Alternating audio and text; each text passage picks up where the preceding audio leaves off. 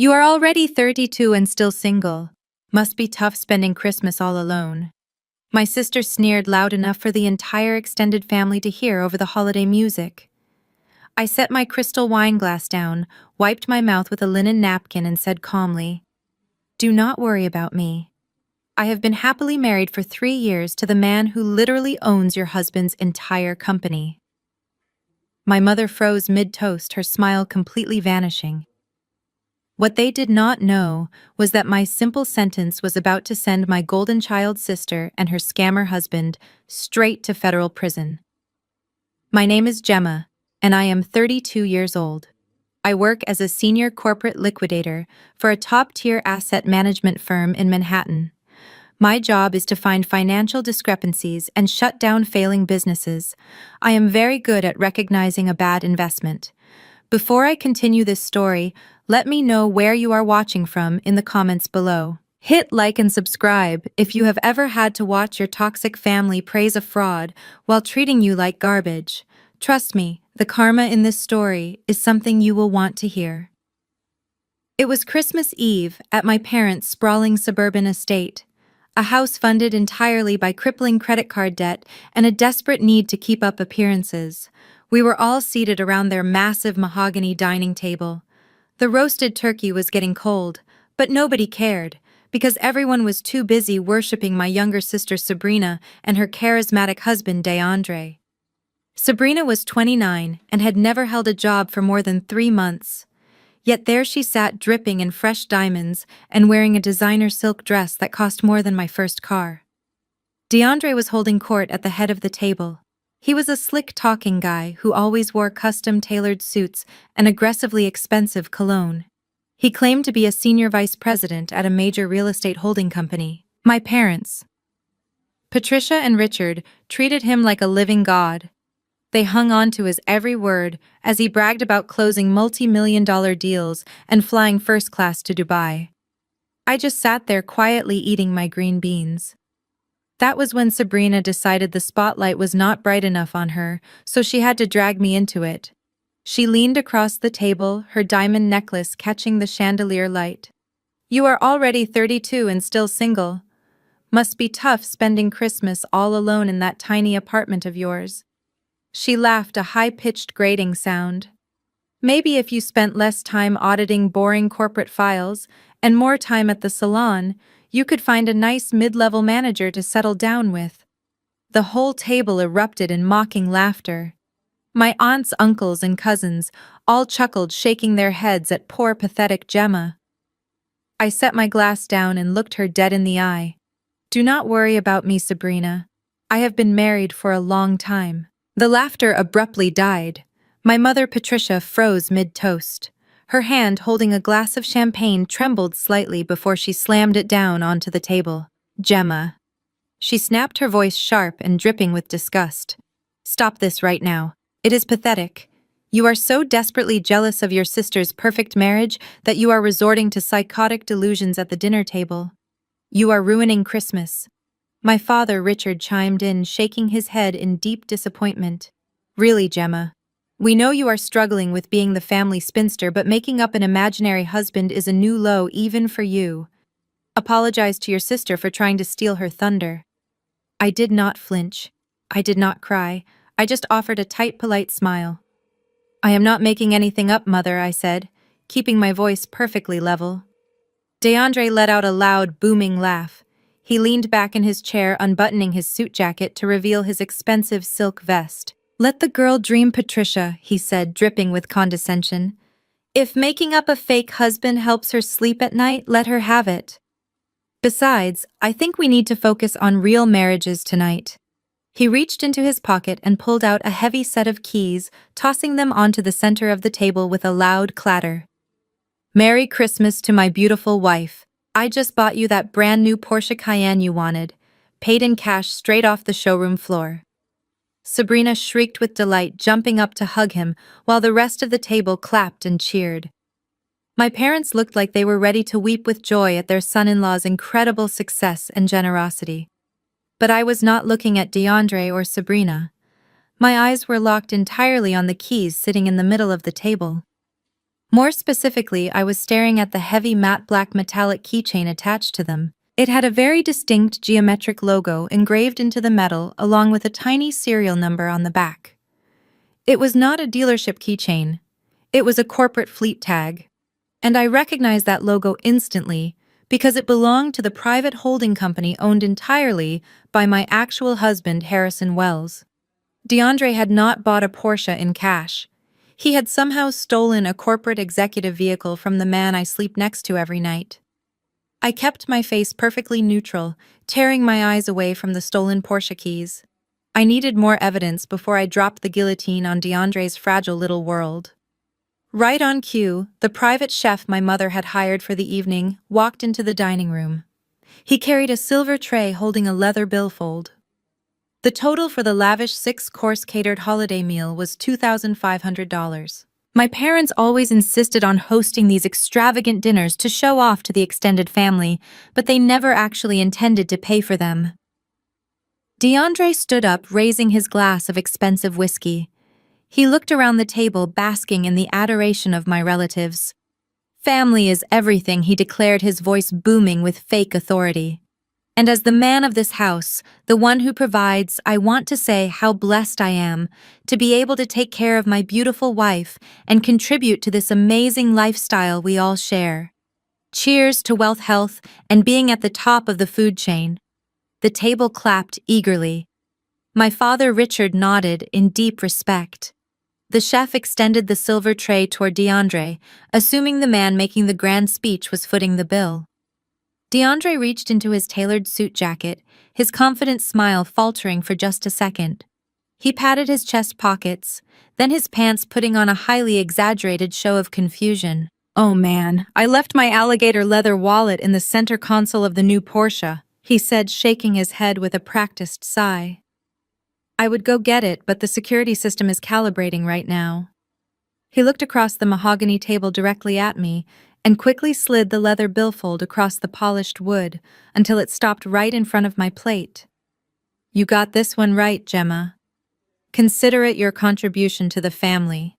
After all, Sabrina and I just dropped 6 figures on that car out there."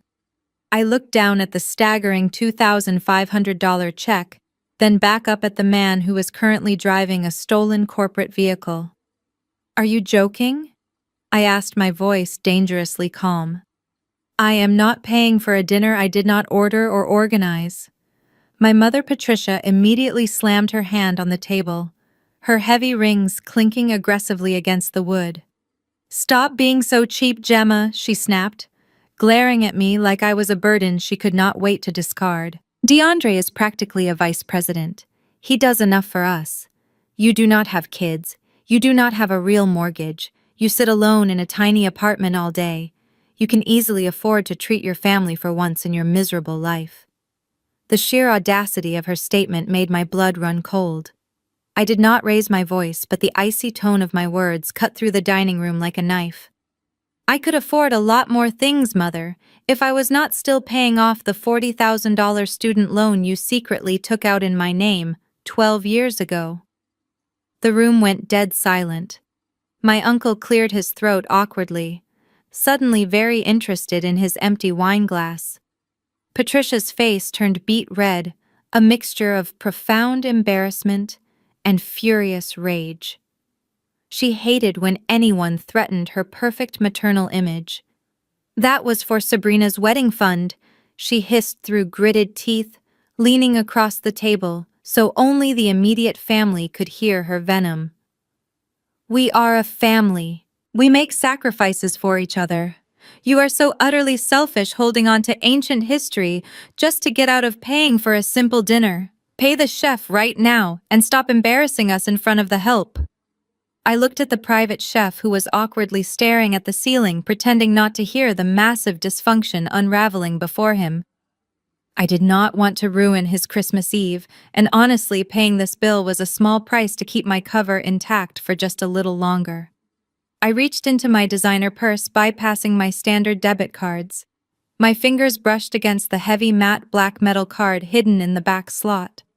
It was an exclusive Centurion card tied directly to Harrison's private equity accounts, A card you could only get by invitation if you spent millions annually.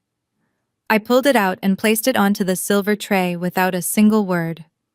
The chef's eyes widened fractionally as he recognized the weight and distinct design of the metal card. He bowed slightly, took the tray, and hurried out of the room to process the payment. Across the table, the air shifted completely. Sabrina had stopped gloating about her car. Her sharp eyes were fixed on the exact spot where the black card had just been. She knew exactly what it was.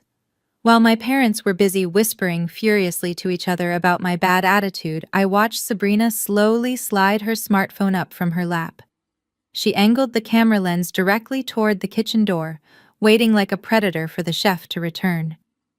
When he came back and handed me the card along with the lengthy receipt, I caught the subtle flash of Sabrina's phone camera under the table. She had just taken a picture of the exclusive black card. And knowing my sister, she was already plotting a way to use it against me. The dinner finally ended with a stiff and uncomfortable goodbye. I grabbed my thick wool coat from the hallway closet and walked out into the freezing December air. The gravel driveway was covered in a thin layer of winter frost. I just wanted to get into my car, turn on the heater, and drive back to my quiet life in the city. But of course, my sister was not going to let me leave in peace. Her heavy designer heels clicked sharply on the pavement behind me, breaking the quiet of the night. She grabbed my arm and spun me around violently. "Where did you get it?" she demanded, her breath pluming in the cold night air. "Get what, Sabrina?" I asked, pulling my arm out of her tight grip. "That black card." "I saw it," she hissed. She stepped closer, looking me up and down with absolute disgust. "Do not play dumb with me, Gemma. You make a decent salary as a liquidator, sure. But not Centurion card money. Not even close. You have to spend hundreds of thousands of dollars a year just to keep that piece of metal active. So tell me the truth right now. Are you an escort?"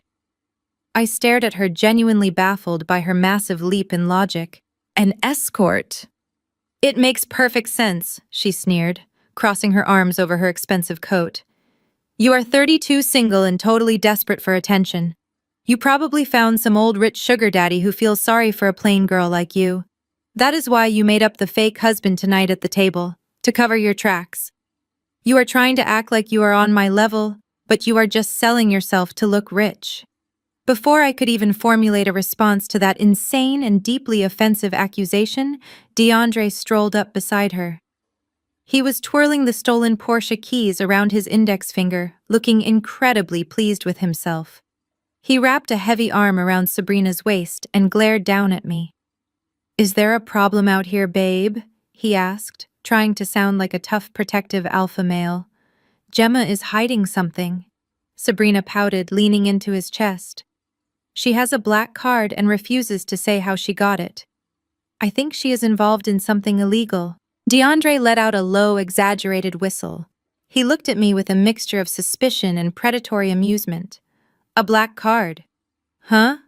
That is playing in the big leagues. Gemma, you know financial crimes are a very serious offense. Fraud, money laundering, escorting without declaring income to the IRS. People go to federal prison for that kind of stuff. I am not doing anything illegal," I said, keeping my voice perfectly steady and devoid of emotion. "And my personal finances are absolutely none of your business." DeAndre took a heavy step closer, intentionally invading my personal space to intimidate me. The overpowering smell of his expensive cologne made me want to gag. "Everything that happens in this family is my business," he said, completely dropping his friendly dinner table facade. "I am a senior vice president, Gemma. I sit in boardrooms with billionaires. I oversee massive real estate portfolios.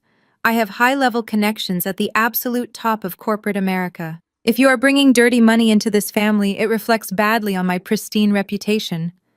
And I simply will not allow that to happen." He pointed a thick, manicured finger directly at my face. "I am going to investigate you. First thing tomorrow morning, I am making a few important calls. I have access to top-tier background check software through my corporate executive portal. I will dig up exactly where your money comes from, who you are sleeping with, and what laws you are breaking. And when I expose your pathetic little lies, your parents are going to disown you permanently." I looked at his smug, arrogant face and had to physically bite the inside of my cheek to stop myself from laughing out loud at the pure irony of his threat. "Be my guest, DeAndre," I said softly. "Look me up. Let us see exactly what you find on that corporate portal of yours."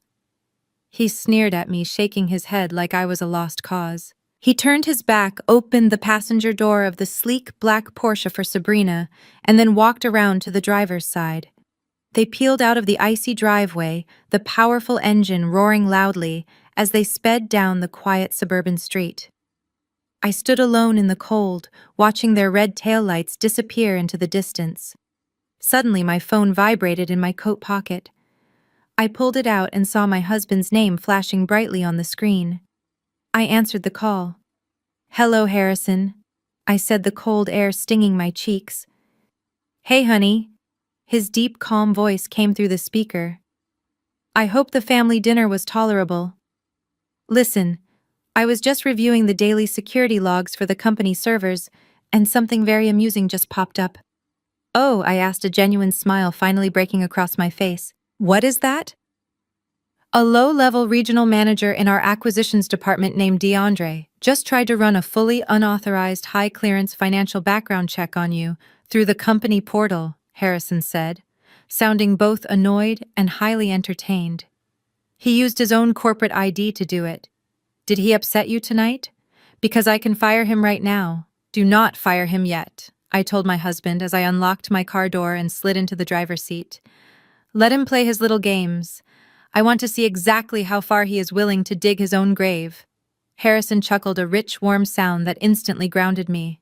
"Just say the word darling," he replied. "Drive safe. I will see you at home." The next morning, the winter sun was barely peeking through the floor-to-ceiling windows of our penthouse when my phone started vibrating relentlessly against the marble nightstand. I groaned, reaching over to silence it, but the screen was lit up with dozens of unread notifications. Our massive extended family group chat, which usually only saw traffic during holidays and birthdays, was completely exploding. I sat up in bed, rubbing the sleep from my eyes, and opened the messaging app. There it was.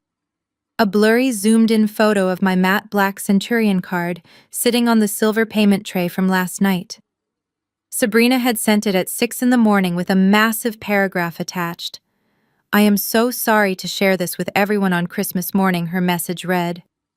"But as a family, we cannot ignore the truth anymore.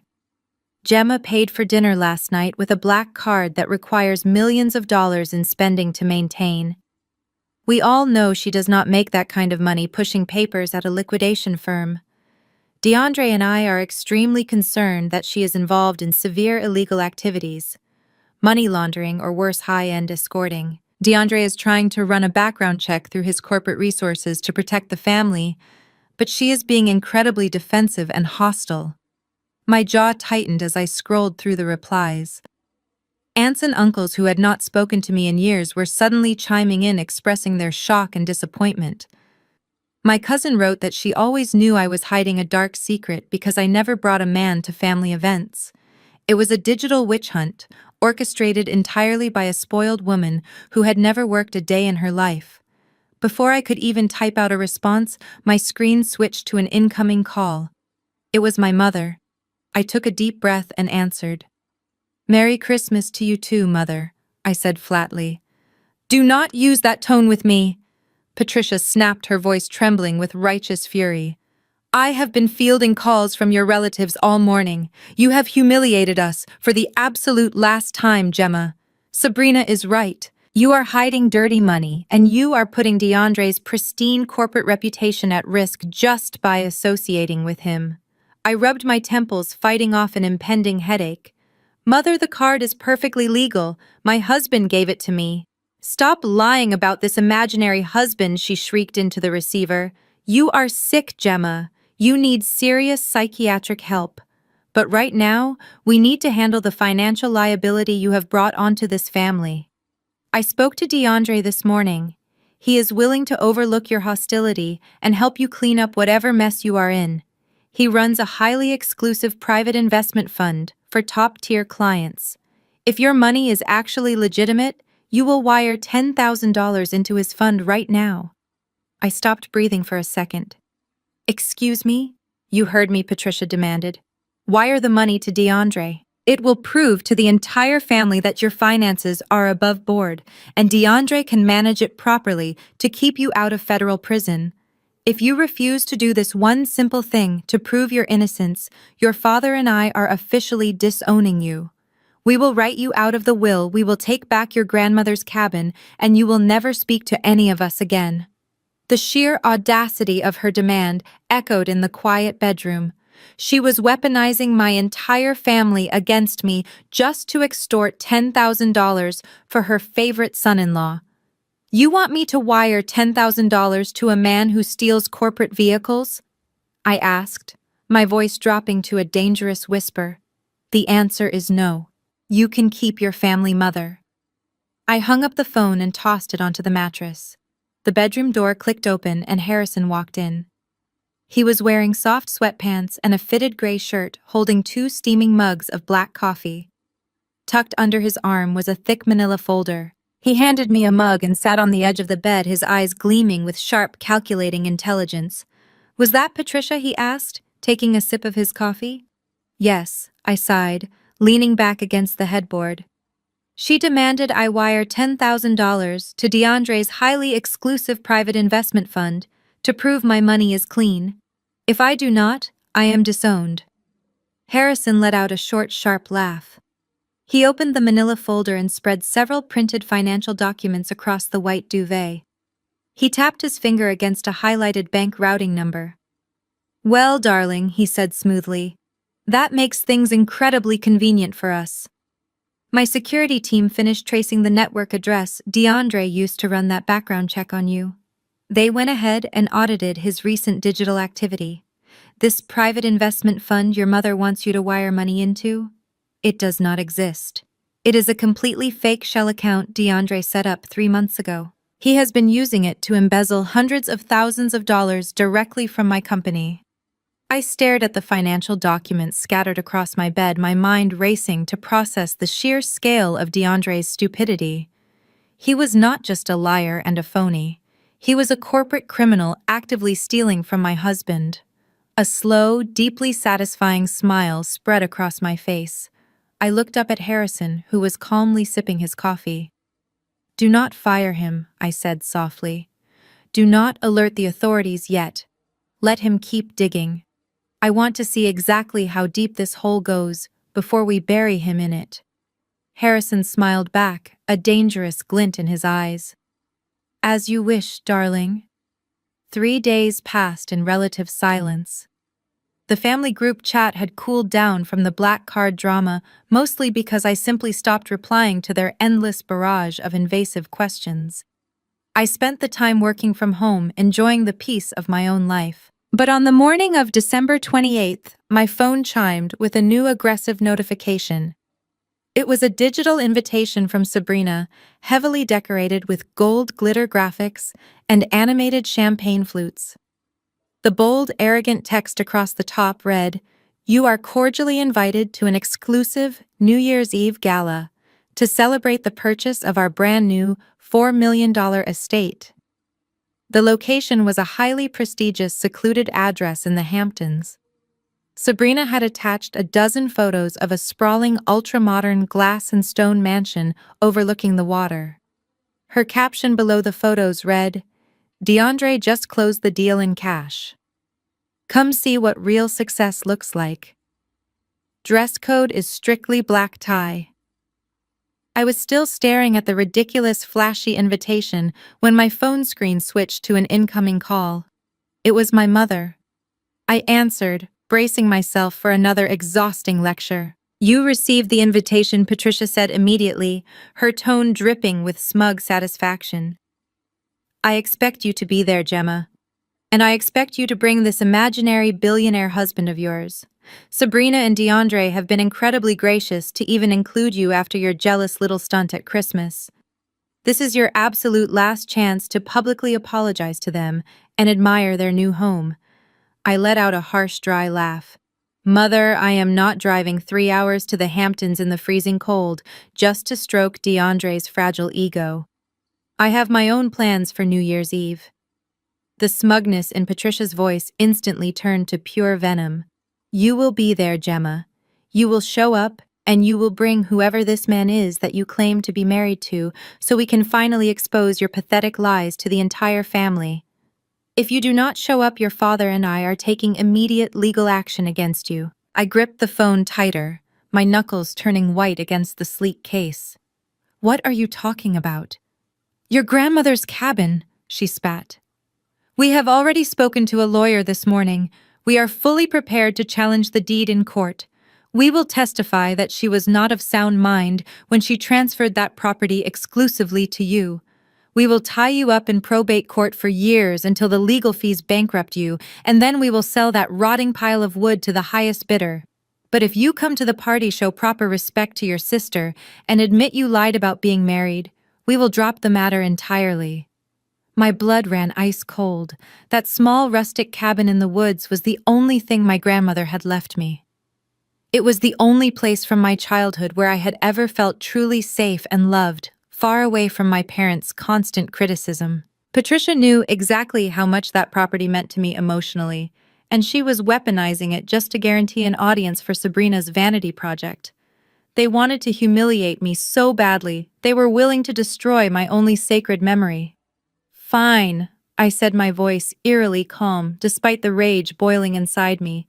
I will be there, and I will bring my husband. I hung up the phone before she could gloat any further. Harrison walked into the room a moment later, noticing the dark, tense expression on my face. He walked over and gently placed a reassuring hand on my shoulder. What did she do now? He asked quietly. I handed him my phone, keeping the flashy digital invitation open on the screen. They are threatening to sue me for my grandmother's cabin if I do not show up to Sabrina's New Year's Eve party, I explained, trying to keep my anger in check.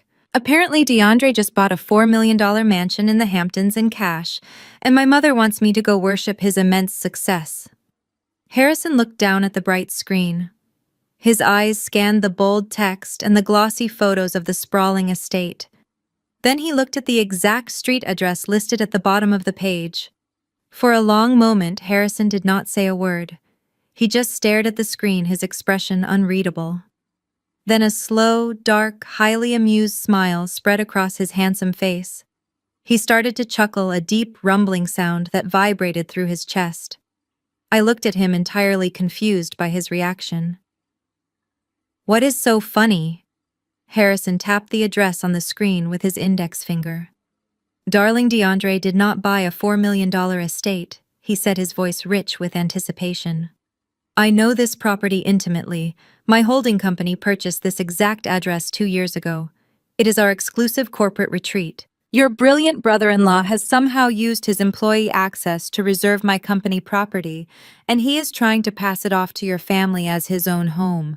Let them have their party, Gemma. We are definitely going. The drive to the Hamptons on New Year's Eve was bitterly cold, but the heated leather seats of Harrison's private sedan kept the chill away.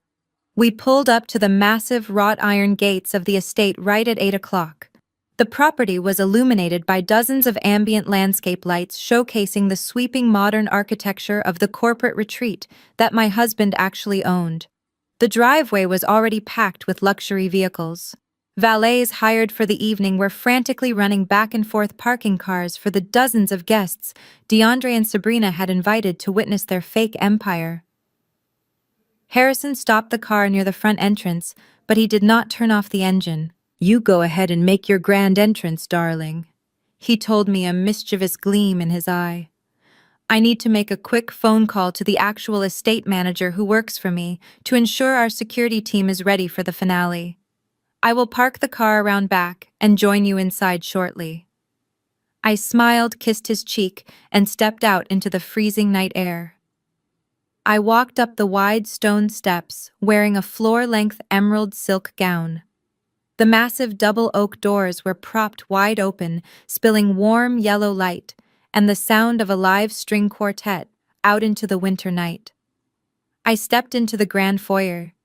It was breathtakingly opulent, featuring soaring vaulted ceilings, a cascading crystal chandelier, and imported Italian marble floors.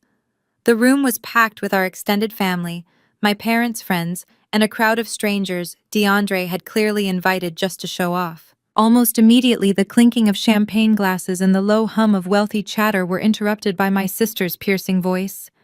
"Look, everyone, the spinster sister finally made it," Sabrina announced loudly, making sure her voice carried over the classical music.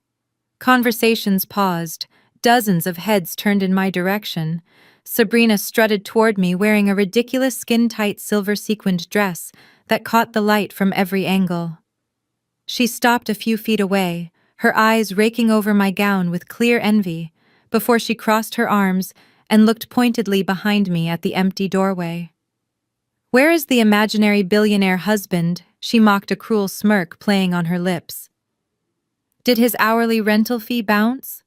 Or did he realize how pathetic it is to be seen with you in public? A few of my aunts and cousins snickered softly from the sidelines. I did not let my smile waver for a single second. "He is just parking the car, Sabrina," I replied calmly, handing my coat to a confused-looking valet. "He will be right in." She rolled her eyes violently, clearly not believing a word I said. Before she could launch another insult, DeAndre appeared from the living room. He was holding a crystal flute of expensive champagne, leading a captivated group of relatives on a grand tour of the property. He wore a velvet tuxedo jacket and looked incredibly pleased with himself. "Welcome to my humble abode, Gemma," DeAndre said, spreading his arms wide as if he were a king welcoming a peasant into his castle. "I am glad you could make it. I actually designed the interior architecture of this entire level myself. It took me months of intense consulting with top-tier contractors to get the modern open concept flow exactly right. I had to bite the inside of my cheek so hard I tasted copper. I knew for an absolute fact that Harrison's private design firm had finalized the layout of this corporate retreat 3 years ago. DeAndre took a sip of his champagne, looking me up and down. "It is nice to see you out of those cheap office clothes for once. You know, since my real estate division is expanding so rapidly, I might actually have a spot for you. We desperately need a new receptionist at the front desk to handle phone calls and fetch coffee. It pays a lot better than whatever you do liquidating bankrupt stores. I can put in a good word with the senior executives if you promise to behave yourself." My parents, who were standing right next to him, nodded in aggressive agreement. Patricia shot me a dark, warning look, silently demanding that I thank him for his profound generosity. Instead of answering, I simply walked past him, stepping directly into the main living space. My eyes locked onto the massive stone fireplace. Hanging directly above the mantel was a stunning, highly distinct piece of modern abstract art. I turned back to DeAndre, feigning absolute awe. "This piece is incredible, DeAndre," I said, making sure my voice was loud enough for his entire tour group to hear. "It looks exactly like the rare original painting from the private art collection of Harrison Wells, the billionaire CEO of your parent company. How on earth did you manage to get your hands on it?" DeAndre swallowed hard. The color instantly drained from his face, and his confident, arrogant smile completely vanished. He tugged nervously at his tight collar. I bought it at an exclusive underground auction last month," he stammered, completely avoiding my gaze. I bought it at an exclusive underground auction last month," he stammered, completely avoiding my gaze. I offered him a tight, knowing smile. "Wow," I replied, keeping my tone perfectly innocent. "You must have outbid some very important people for that." DeAndre tugged at his collar again, his face flushed an ugly shade of red. He quickly ushered the tour group toward the outdoor patio, desperate to put as much distance between us as possible. I decided to retreat to the kitchen to grab a glass of sparkling water, needing a moment away from the suffocating crowd of sycophants.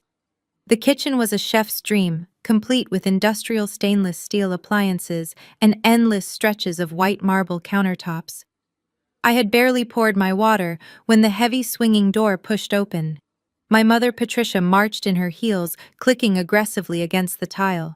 She scanned the empty room to ensure there were no witnesses before turning her icy glare directly onto me.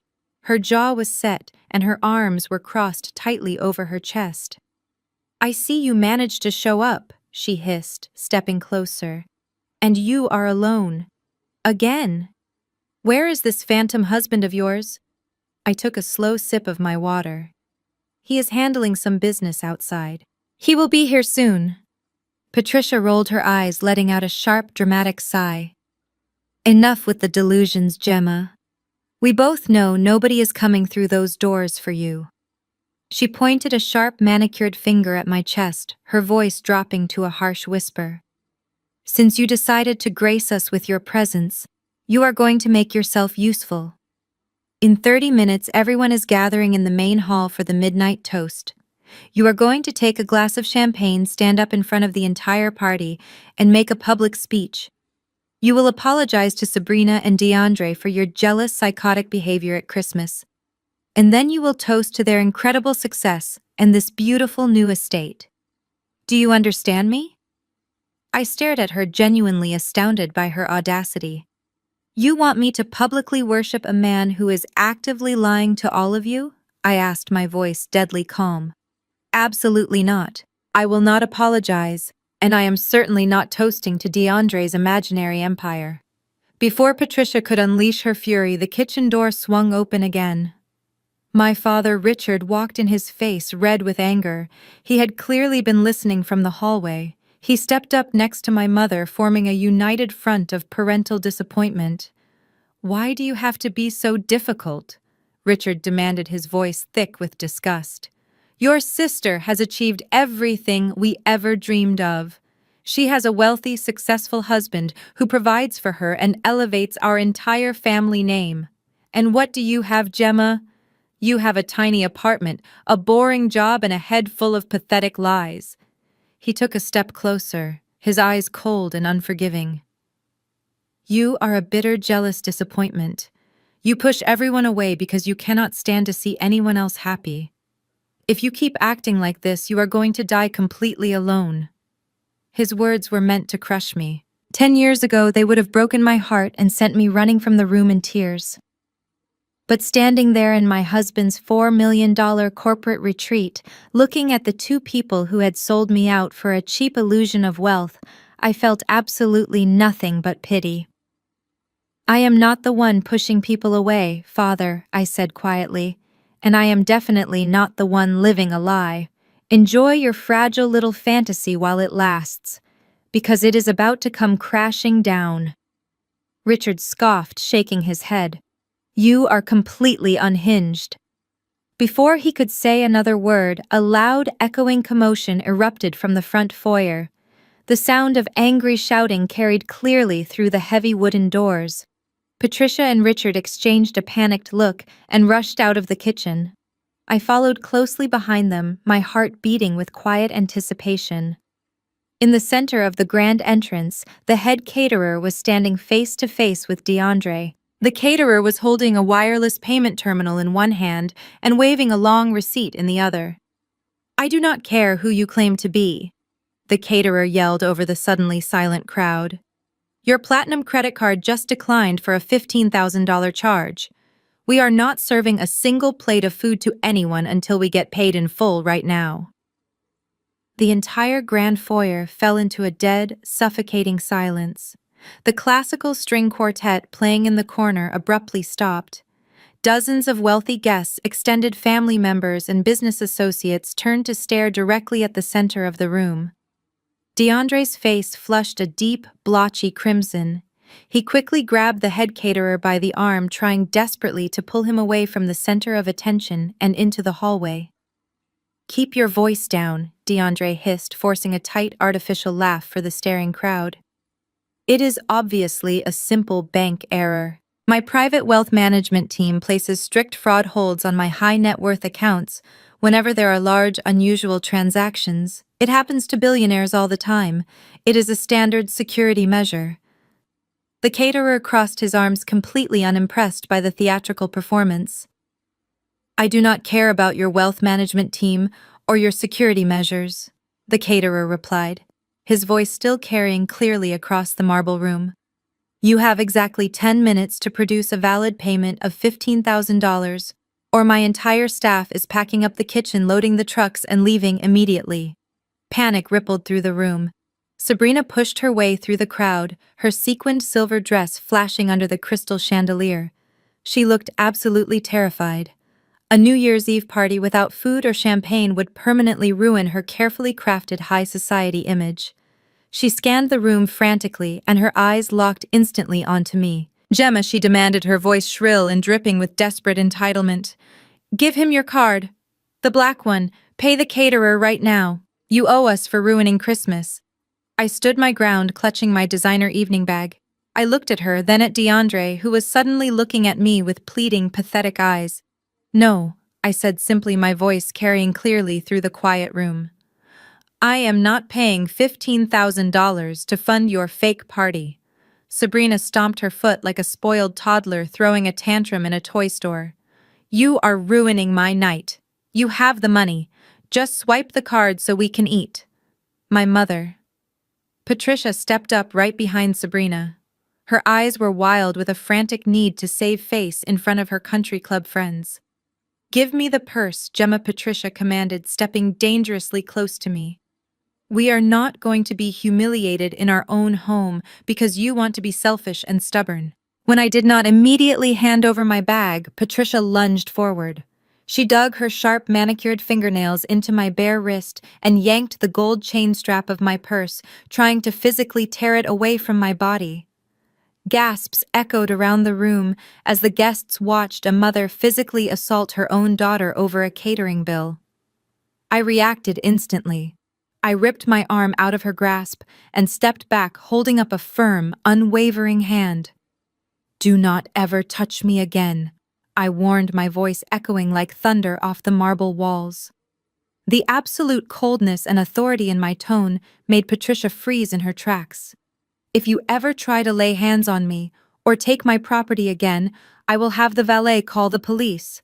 I will file assault and attempted robbery charges against you right here in front of every single person in this room."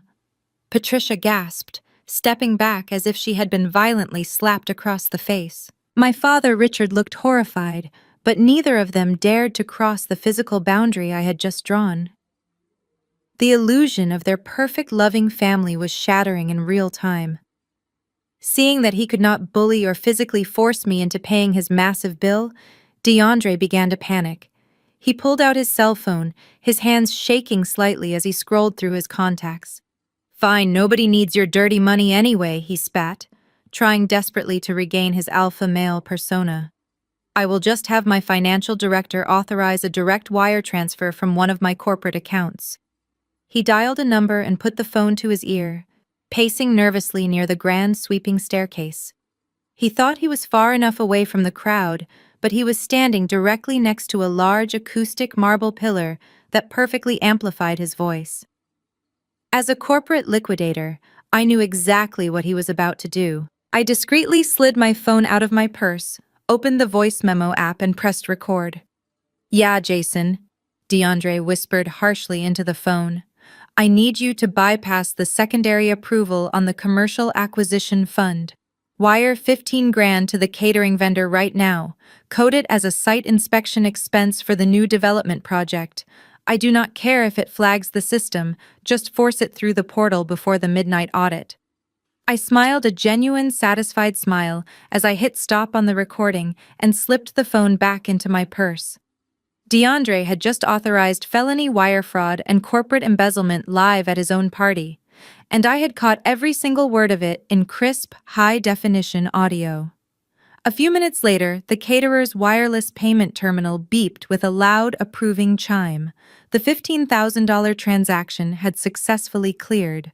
The head caterer gave a curt nod, waved his hand, and immediately his staff sprang into action. Silver trays of caviar, roasted duck, and crystal glasses of expensive champagne began floating through the crowd. The crisis was technically averted, and a collective sigh of relief washed over the grand foyer. The string quartet struck up a lively classical tune, and the guests went back to their shallow high society mingling. Sabrina quickly recovered her fake glamorous hostess persona, laughing loudly with her friends, as if the humiliating standoff had never even happened. But DeAndre was not recovering so easily. I watched him from across the room. He was sweating profusely, continuously wiping his forehead with a linen napkin and nervously checking his phone every few seconds. He was terrified that his illegal midnight wire transfer had triggered a corporate alarm. He looked up and caught me staring at him. I did not look away. I just offered him a slow, incredibly knowing smile. That was all it took to make him snap. DeAndre slammed his champagne flute onto a passing tray and stormed through the crowd directly toward me. Before I could say a word, he grabbed me roughly by the elbow and forcefully dragged me away from the party, pulling me down a quiet, dimly lit hallway and shoving me into a secluded private library. He slammed the heavy oak door shut behind us, cutting off the music and the chatter. "You need to wipe that smug, pathetic look off your face right now," he sneered, his chest heaving with barely contained panic and rage. I smoothly adjusted the sleeve of my emerald gown, completely unfazed by his physical intimidation. "Are you feeling stressed, DeAndre?" I asked calmly. "It must be exhausting trying to manage so many massive corporate accounts at once." He pointed a shaking finger directly at my face. "You think you are so smart, Gemma. You think because you work as a lowly corporate liquidator that you understand how real wealth operates. Well, you do not know anything. And I am sick and tired of you looking at me weirdly all night. You are making Sabrina anxious, and you are embarrassing my brand." "I am not doing anything but standing here," I replied. "You are the one who just publicly begged for a handout." DeAndre took a menacing step closer, backing me toward a large mahogany bookshelf. "I am a senior vice president," he growled, his voice thick with unearned arrogance. "I play golf with billionaires. I sit on charity boards with the senior partners of your exact liquidation firm. Do you understand what that means? It means I have actual power. I can make one single phone call on Monday morning and have you fired before you even reach your desk. I can have you permanently blacklisted from the financial sector in Manhattan. You will never work in this industry again." I stared at him, genuinely marveling at the sheer magnitude of his delusion. He was a mid-level employee drowning in stolen debt, yet he was standing in my husband's house threatening to fire me from a career I had built with my own bare hands. "So here's how this is going to work." DeAndre continued, mistaking my silence for fear. "Since you decided to be utterly useless tonight and cause a scene in front of my important guests, you owe my wife an apology gift. First thing Monday morning, you are going to call your lawyer. You are going to sign the deed to your grandmother's cabin completely over to Sabrina. She wants to bulldoze that ugly wooden shack and build a summer rental property on the land. You will give it to her quietly, and in exchange, I will not destroy your miserable little career. Do we have a deal?" The sheer disrespect of his demand was staggering. He wanted to bulldoze the only pure memory I had left of my childhood just to build a cheap rental house to fund his fake lifestyle. I looked him dead in the eye, dropping all pretenses of politeness. "You are not going to make any phone calls on Monday." "DeAndre," I said, my voice dropping to a low, lethal register. "And you are certainly never touching my grandmother's property." He scoffed, a cruel, mocking sound. "Is that right?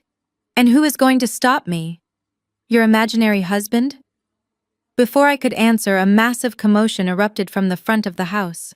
The heavy oak door of the library swung open, and one of my cousins poked her head in, her eyes wide with absolute shock. "DeAndre, you need to come out here," she gasped breathlessly. "Someone very important just arrived." DeAndre puffed out his chest, adjusting his velvet tuxedo jacket, assuming one of his supposed wealthy friends had finally shown up. He pushed past me and marched confidently down the hallway back into the grand foyer. I followed closely behind him, my heart beginning to race with pure adrenaline. The entire party had gravitated toward the soaring floor-to-ceiling windows at the front of the estate. The guests were murmuring to each other in hushed, awestruck tones.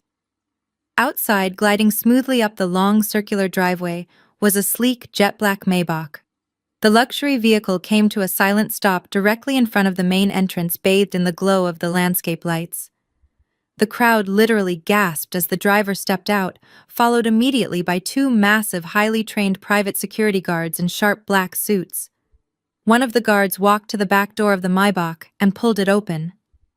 Out stepped Harrison, wearing a flawlessly tailored midnight blue tuxedo, looking every inch the ruthless billionaire tycoon that he truly was. The king had officially arrived at his own castle. The massive heavy oak double doors of the grand foyer swung completely open, held firmly by the two private security guards. Harrison stepped over the threshold and into the bright, sparkling light of the entrance hall. The string quartet, which had just started playing a lively tune, faltered and quickly faded into a disorganized, awkward silence. Every single eye in the massive room was instantly fixed on the man walking through the front door. Harrison moved with the effortless, predatory grace of a man who owned everything he looked at. His midnight blue tuxedo was flawlessly tailored to his broad shoulders, and his rare silver watch caught the light of the cascading crystal chandelier overhead. Sabrina was the first to break the stunned, suffocating silence. She let out a sharp, grating laugh that echoed loudly off the imported Italian marble floors. "Oh my God!" she shrieked, pointing her manicured finger directly at Harrison. "You actually did it! You actually went out and rented a high-end escort. I cannot believe how pathetic you are, Gemma. How much did you pay this guy to wear a nice suit and pretend to like you for the night? Did you use that fake black card to cover his hourly rate?" A few of my extended family members murmured some chuckling nervously at Sabrina's cruel joke, while others just stared openly at the imposing stranger. DeAndre, eager to reclaim the spotlight and reassert his dominance over his supposed territory, puffed out his chest and marched aggressively toward the front door. He adjusted his velvet jacket, putting on his best intimidating glare to confront the intruder. "Excuse me, pal," DeAndre said loudly, stepping directly into Harrison's path to block his way. "I do not know what kind of desperate hourly rate my sad sister-in-law is paying you, but this is a private, highly exclusive VIP event. I am the owner of this $4 million estate, and I am telling you to turn around and get back in your rental car before I have my valets throw you out onto the street by your collar." Harrison did not slow his pace. He did not blink. He did not even look at DeAndre. He simply kept walking forward, moving with such undeniable, terrifying authority that DeAndre instinctively stumbled backward to avoid a physical collision. It was the ultimate display of disrespect. Harrison walked right past the man claiming to own the house, treating him like an invisible, insignificant piece of furniture. I watched with a genuine, triumphant smile as my husband crossed the grand room, his eyes locked entirely on me. The sea of wealthy guests naturally parted to let him through, sensing the quiet power radiating from him. He stopped right in front of me, reached out, and gently pulled me by the waist. He leaned down and kissed me, a slow, confident, and deeply passionate kiss that completely shattered the ridiculous escort theory in an instant. When he pulled away, he offered me a warm, loving smile. "You look absolutely breathtaking tonight, darling," he said softly, his deep voice carrying through the quiet room. "I am sorry I am late." The board meeting ran much longer than expected. My mother, Patricia, stood frozen just a few feet away, her jaw practically resting on the floor. My father, Richard, looked completely bewildered, his eyes darting wildly around the room. Harrison finally turned his attention to them, his expression instantly shifting from warm affection to cold, polite indifference. "Good evening," Harrison said, extending a hand that my father was too stunned to even try to shake. "You must be Patricia and Richard. I am Harrison Wells. I apologize for missing the family Christmas dinner last week, but it is a pleasure to finally meet you in person.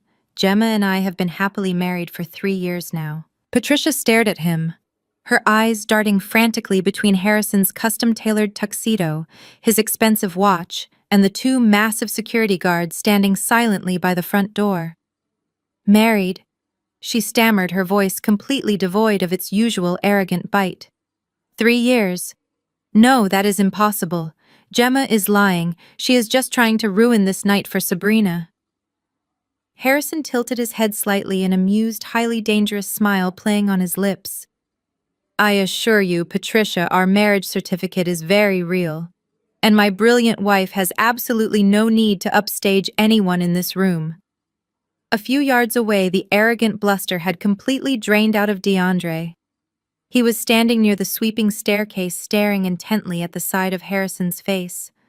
The expensive velvet tuxedo jacket suddenly looked heavy and suffocating on his shoulders. The name Harrison Wells echoed loudly in his mind, striking a deep, terrifying chord. He recognized that sharp jawline. He recognized those cold, calculating eyes. He had seen that exact face printed in high-gloss ink on the first page of the corporate manifesto distributed to every single employee at his parent company.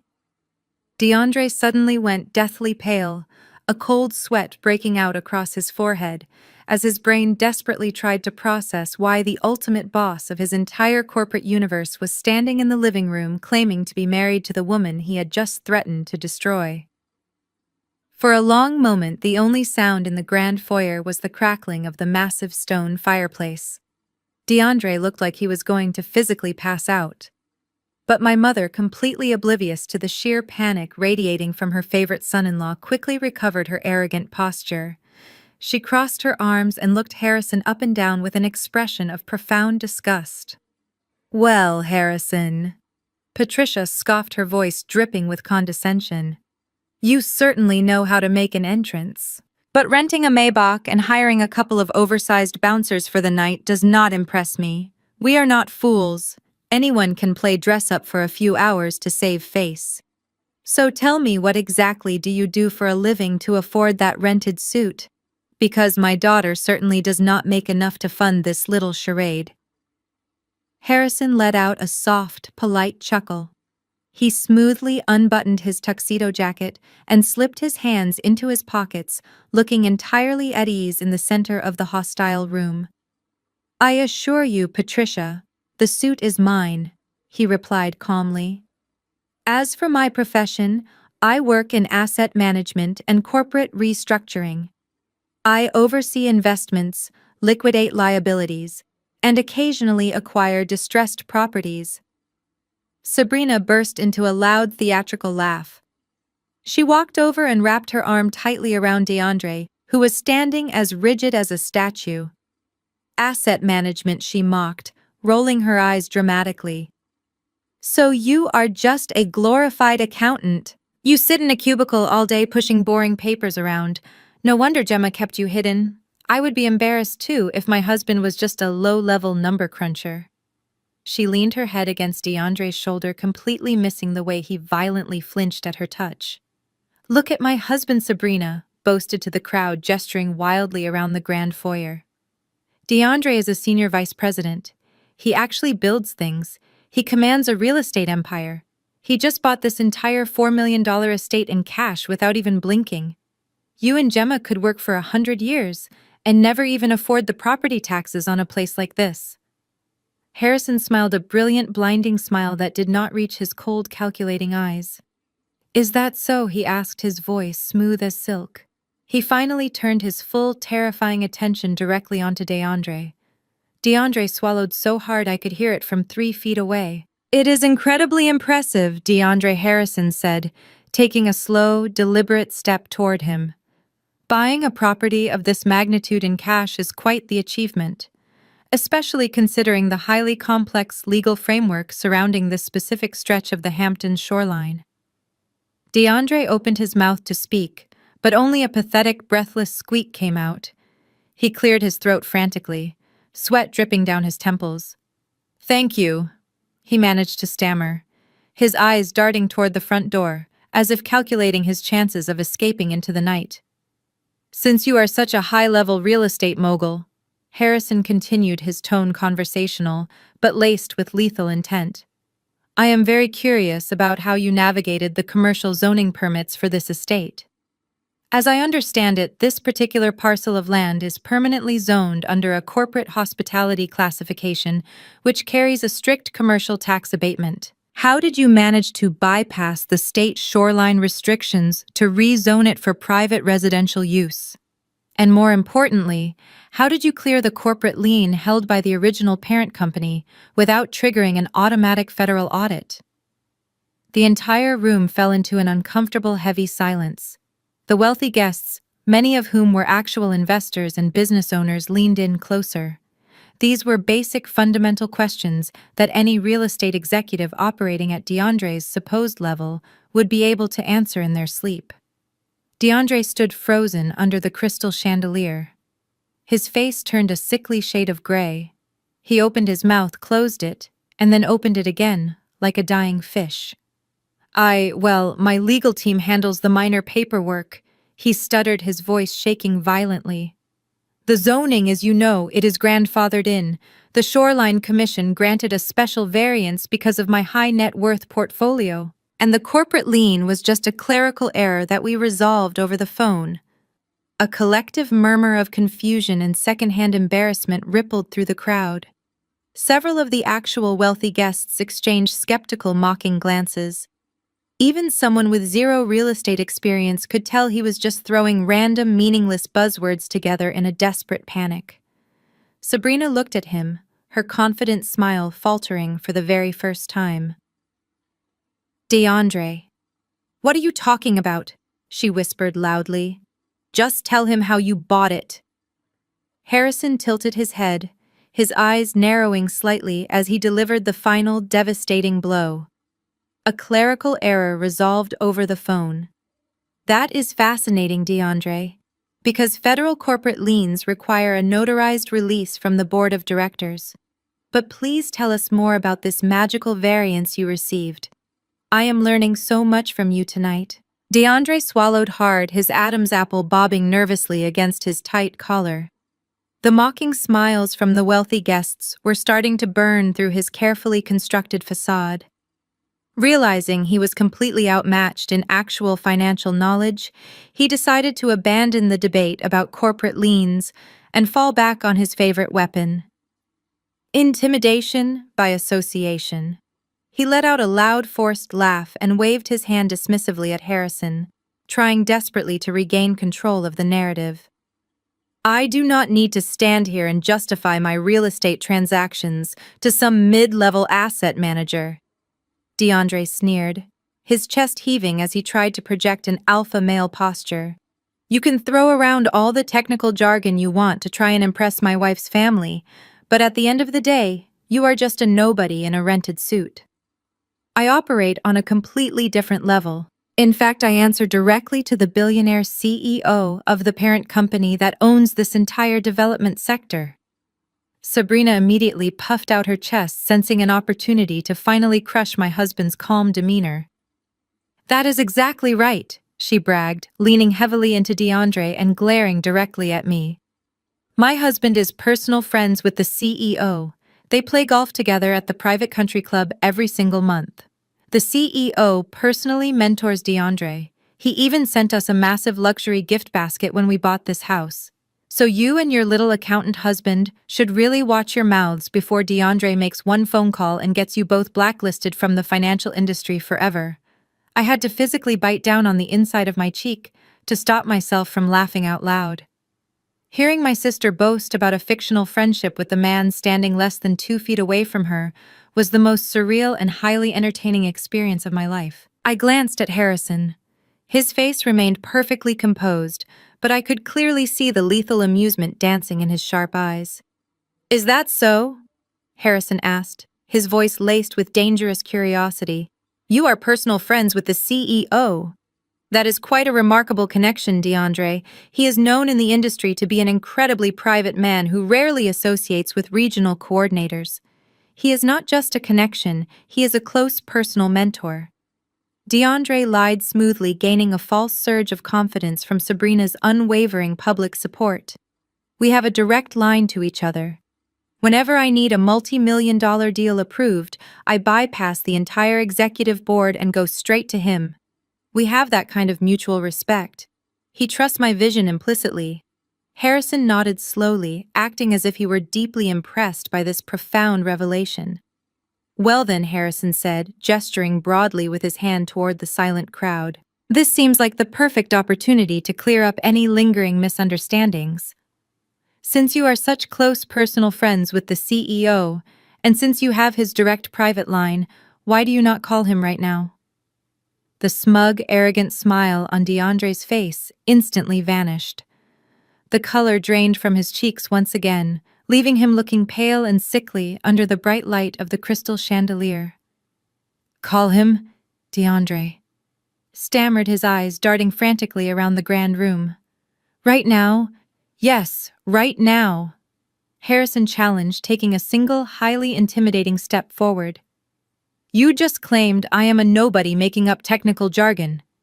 If you truly own this $4 million estate, and if the CEO truly mentored you through the acquisition, he will gladly verify your story to all of your esteemed guests. Go ahead, DeAndre. Give your good friend a call.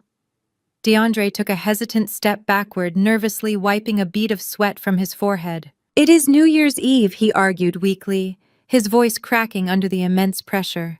The man is a billionaire. He is probably at an exclusive charity gala in Monaco or sailing on a private yacht. I am not going to bother him with petty family drama just to prove a point to an arrogant accountant.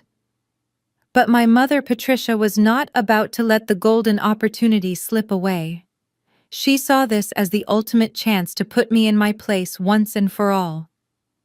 Do it, DeAndre.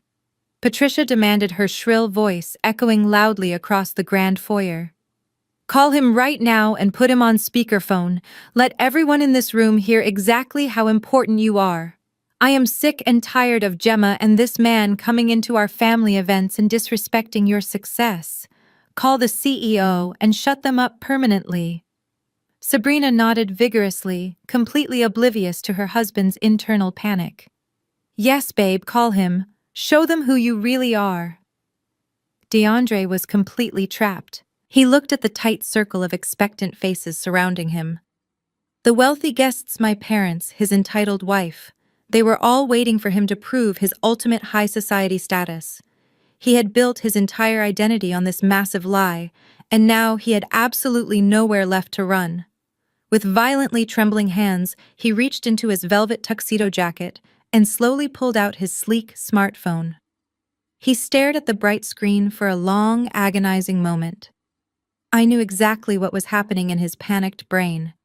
He had saved a fake contact in his phone under the CEO's name just to show off to his friends at the bar. He likely intended to fake a voicemail or pretend the call went straight to an answering service to save face. He swallowed hard, unlocked the screen, and tapped the contact number. I am putting it on speakerphone. DeAndre announced, his voice shaking so badly he sounded like he was going to cry. He pressed the green call button and held the phone up high for the entire crowd to hear. The line rang once. It was loud, crisp, and clear through the phone's audio speaker. Simultaneously, a sharp, customized corporate ringtone began echoing loudly from the inside pocket of Harrison's midnight blue tuxedo jacket. The sound cut through the tense silence of the grand foyer like a blaring siren.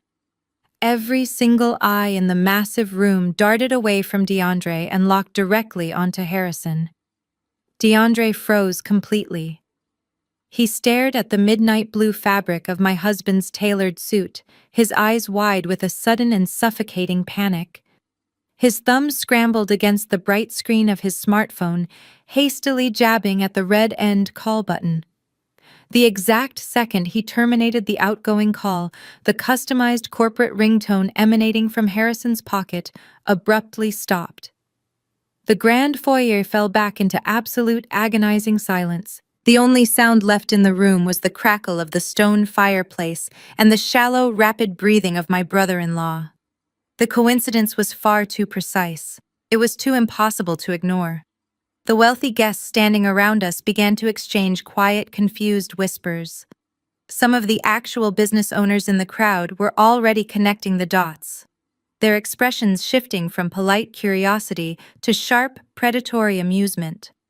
I could practically see the gears grinding in DeAndre's mind as he tried to convince himself it was just a bizarre fluke, a network error, a crossed wire in the cellular towers. anything other than the terrifying reality standing right in front of him. He looked at his phone screen, swallowing so hard his throat clicked. With hands shaking so violently he could barely hold the device steady, DeAndre unlocked his screen and tapped the contact name for the CEO one more time. He held his breath, his terrified eyes fixed desperately on Harrison. The line rang out clearly on his speakerphone. A split second later, the sharp corporate ringtone blared from Harrison's jacket pocket once again. The synchronized sound echoed loudly off the imported marble floors. It was an undeniable, irrefutable confirmation of DeAndre's absolute worst nightmare. He was not just caught in a lie, he was caught by the one man on earth who had the power to destroy him completely. Sabrina, however, remained completely oblivious to the sheer gravity of what was happening. She lacked the basic financial literacy to understand the dynamic unfolding right in front of her. She crossed her arms tightly over her sequined silver dress and glared at Harrison.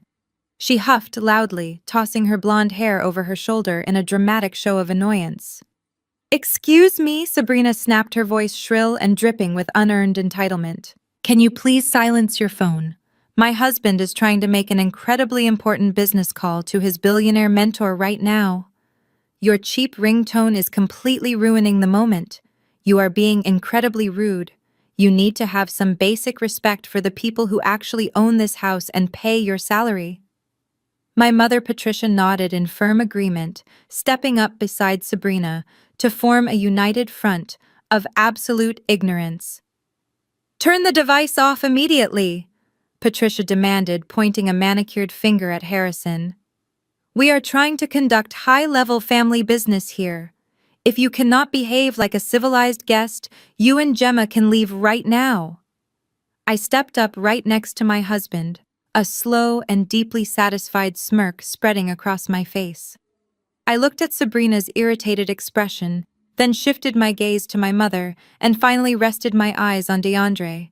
He currently looked like a man standing on the trapdoor of a gallows waiting for the lever to be pulled. "You should answer that, honey," I said, keeping my voice bright and highly conversational, so the entire crowd could hear every single word. "It sounds like an important employee desperately needs your attention. Maybe it is a mid-level acquisitions coordinator calling about a clerical error regarding a shoreline zoning permit." Harrison offered me a brief, affectionate smile before reaching into his tailored jacket. He moved with slow, deliberate precision, a lion playing with a trapped mouse. He casually withdrew his sleek, high-end smartphone. The screen was glowing brightly in the dim light of the crystal chandelier. It was clearly displaying an incoming call from DeAndre's registered cellular number. Harrison did not break eye contact with DeAndre for a single second. The absolute dominance in his cold, calculating gaze pinned my brother-in-law to the floor. DeAndre looked like he was going to vomit. His knees were visibly trembling under his velvet tuxedo trousers. Harrison pressed the green accept button on his screen and slowly brought the phone up to his ear. The room held its collective breath. Nobody dared to move or make a sound. The two massive private security guards standing by the front door subtly shifted their weight, ready for any sudden movements. Harrison looked dead at DeAndre. His voice echoed perfectly in the silent room, and simultaneously it broadcasted through the speaker of DeAndre's phone for everyone to hear. "Hello, DeAndre," Harrison said, his tone perfectly flat and devoid of any mercy. "You are calling from my living room." The silence that followed was absolute. It was a thick, suffocating quiet that pressed down heavily on the grand foyer. No one moved. No one spoke. The live string quartet in the corner had completely packed away their instruments, sensing the impending disaster. The wealthy guests exchanged wide-eyed, shocked glances. The terrifying reality of the situation was settling over the room like a sudden winter freeze. But Sabrina, fueled by years of unchecked entitlement and a complete lack of financial understanding, absolutely refused to accept what was happening right in front of her face. She stomped her silver high heel against the imported Italian marble floor. "What kind of sick prank is this?" Sabrina shrieked, her voice echoing harshly off the vaulted ceilings. She pointed a shaking manicured finger directly at me. I know exactly what you did, Gemma. You downloaded some stupid caller ID spoofing application. You hired this cheap actor in a rented tuxedo and you set up a fake phone number to make it look like DeAndre was calling him. You are completely psychotic. My mother, Patricia, immediately marched forward to join her golden child. Her face was flushed with self-righteous fury. She glared at me with absolute hatred, completely ignoring the fact that half the room was already backing away from them. This is the most pathetic, jealous scheme you have ever pulled, Gemma. Patricia yelled, her voice trembling with rage. You could not stand the fact that your sister lives in a $4 million estate, so you orchestrated this elaborate hoax just to embarrass our family in front of DeAndre's important friends. You are going to apologize right now, or I swear I will have the valets throw you out into the snow. She turned her venom toward Harrison, pointing her finger directly at his chest. And as for you, she snarled, you are trespassing on private property. If you do not turn around and walk out that door immediately, I am calling the police and having you arrested.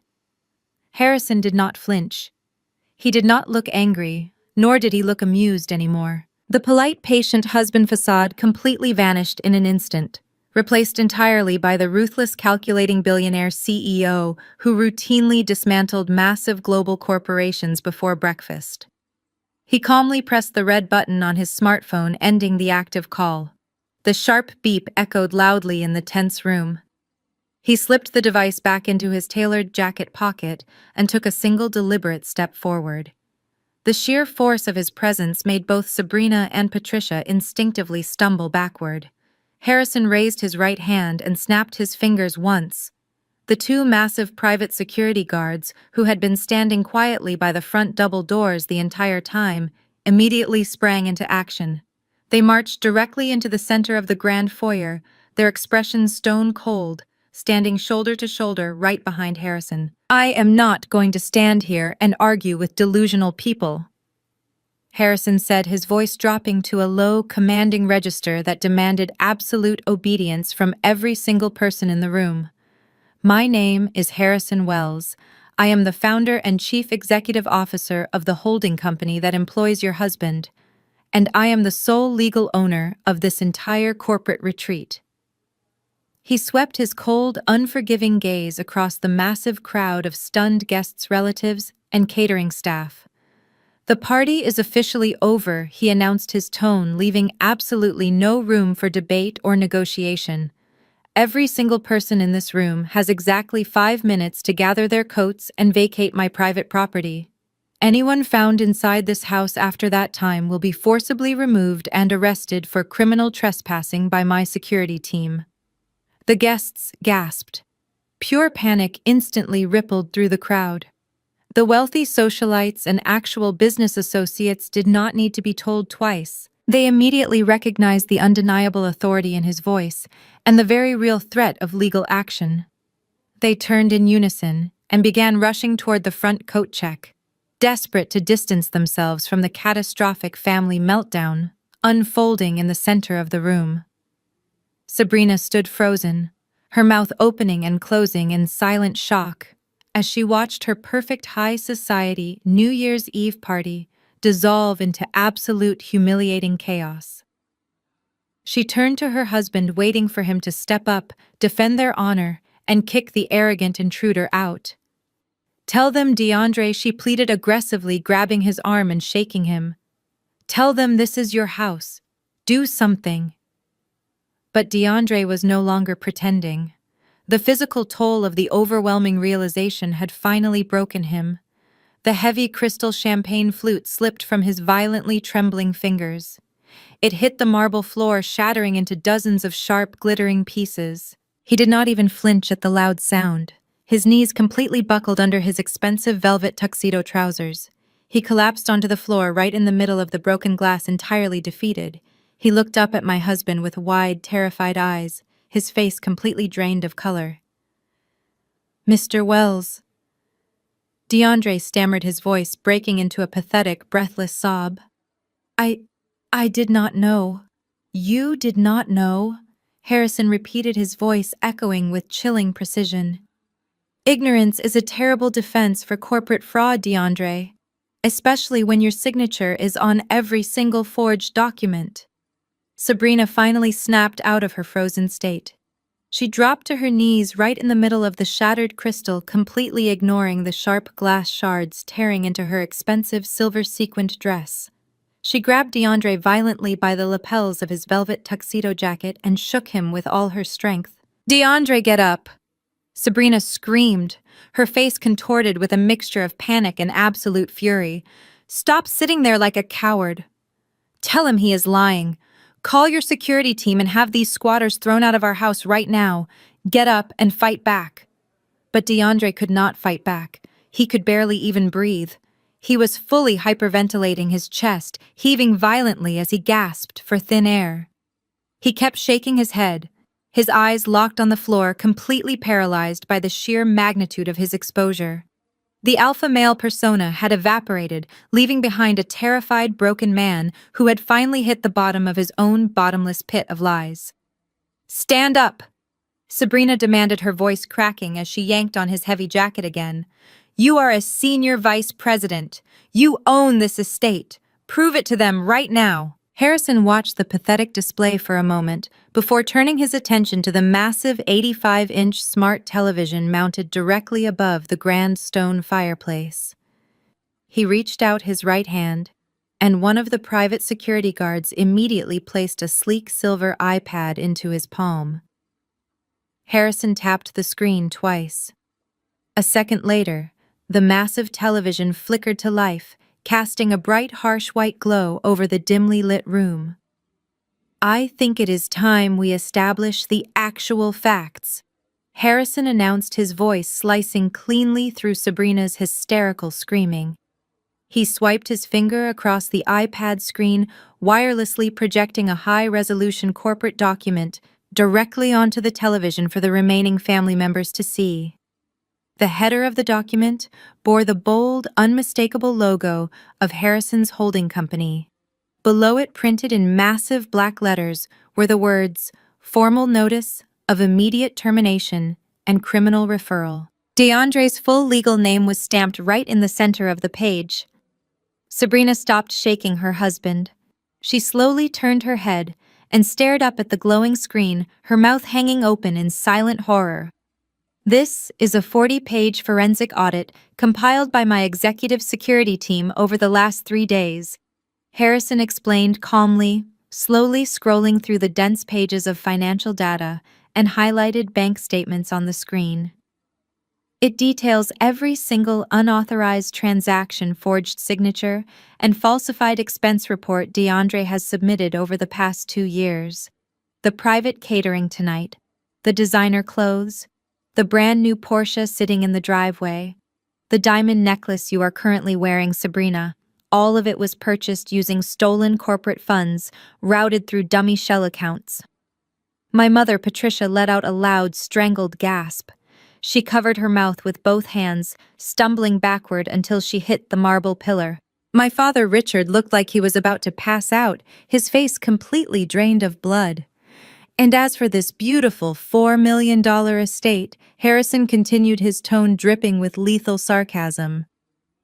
DeAndre certainly did not buy it. He used a temporary administrative loophole in our employee portal to book this corporate retreat for a single weekend, claiming it was for an off-site team-building seminar.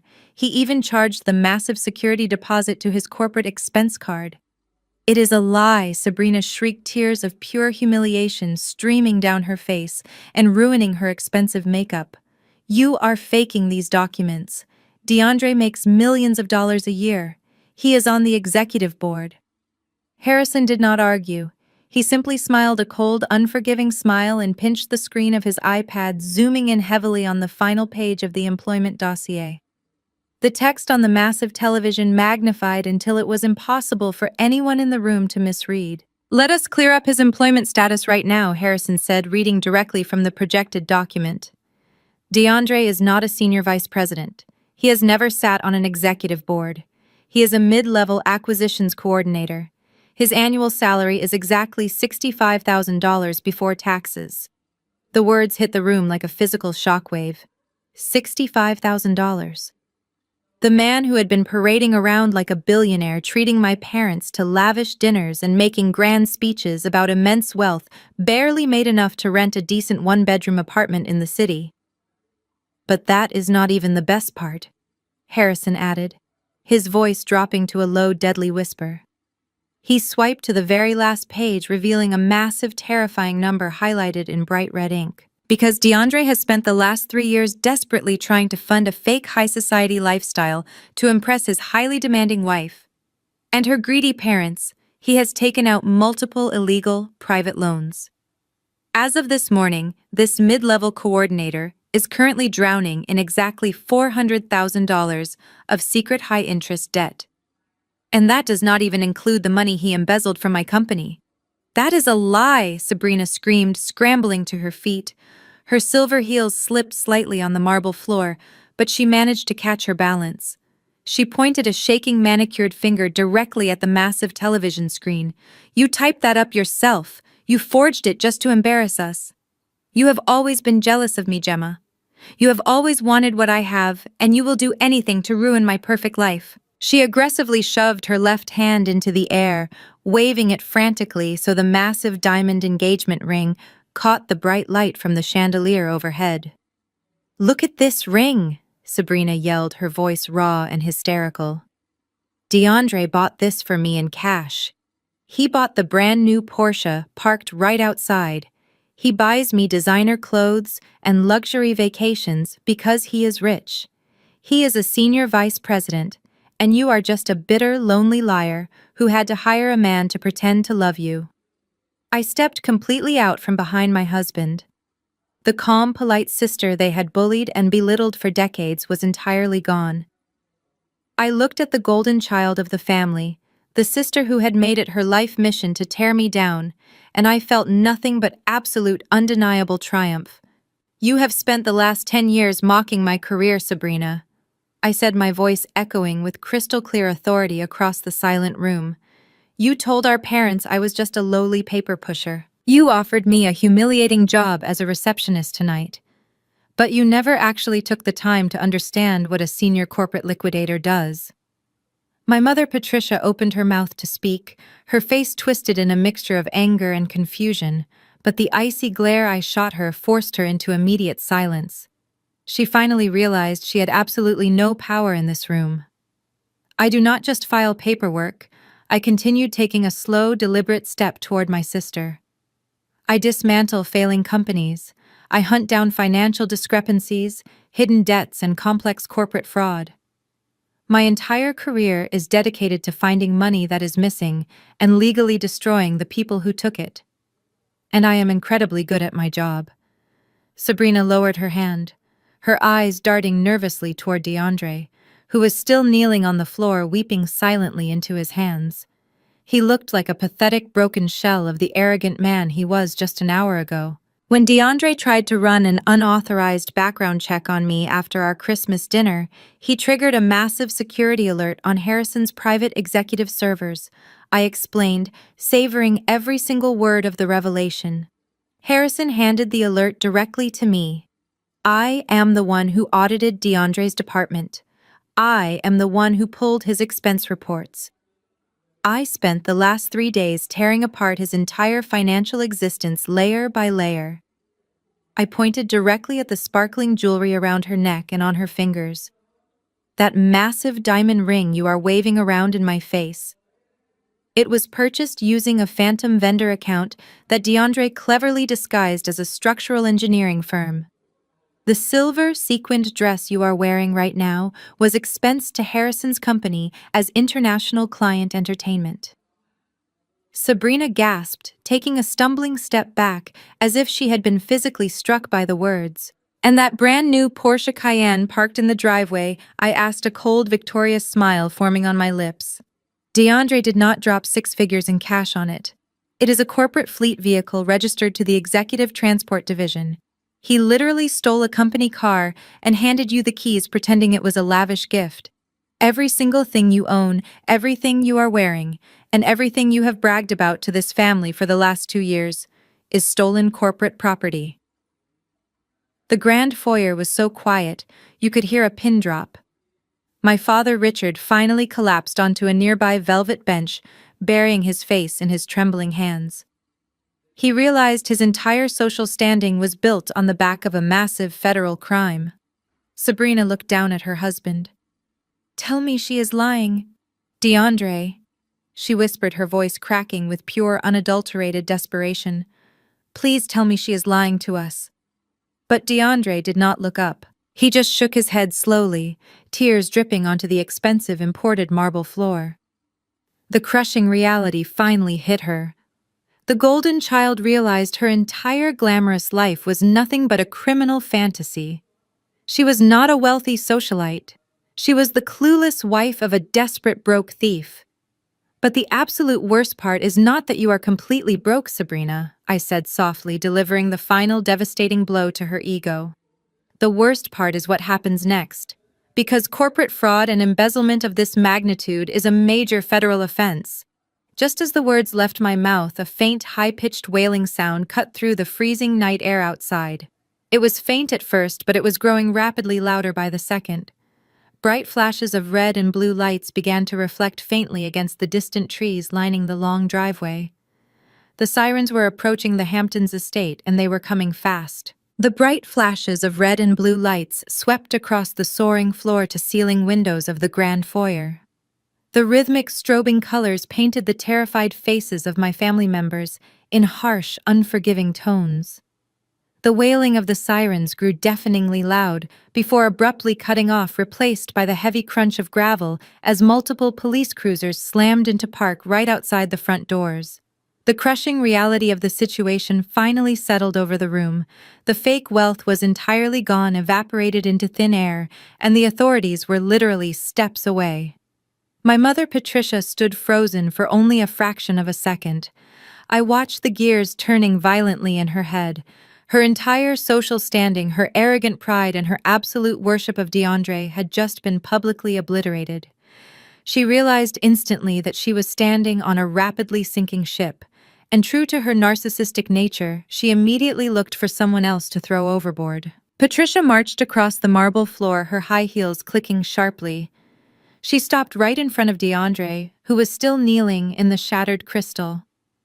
Without a single word of warning, she raised her hand and slapped him across the face with all the strength she could muster. The sharp crack echoed loudly through the silent room. "You disgusting, lying criminal!" Patricia screamed, her voice completely devoid of the sweet, adoring tone she had used with him just an hour ago. "How dare you bring your filthy, stolen money into our family? You manipulated us. You tricked my beautiful, innocent daughter into marrying a broke, pathetic fraud. You promised us an empire, and you gave us nothing but lies and federal charges." DeAndre recoiled, clutching his stinging cheek. He looked up at my mother with wide, betrayed eyes. "Patricia," he stammered, his voice trembling, "you knew I was struggling. You told me to do whatever it takes to keep up appearances." "Shut your mouth!" Patricia shrieked, entirely frantic now. She turned around and grabbed Sabrina by the arm, roughly pulling her crying golden child away from the broken man on the floor. Patricia dragged Sabrina directly over to where Harrison and I were standing. Her face morphed instantly from absolute fury to desperate, pleading victimhood. "Gemma, please," Patricia begged, her voice cracking with forced emotion. "You have to help us. You have to protect your sister." She had no idea he was doing this. "She is completely innocent. He manipulated all of us with his slick words and his stolen cars. You and Harrison have so much power and money. Please tell the police this was all a terrible misunderstanding. Do not let them take my baby girl down with this pathetic thug. We are your family, Gemma. You have to save us."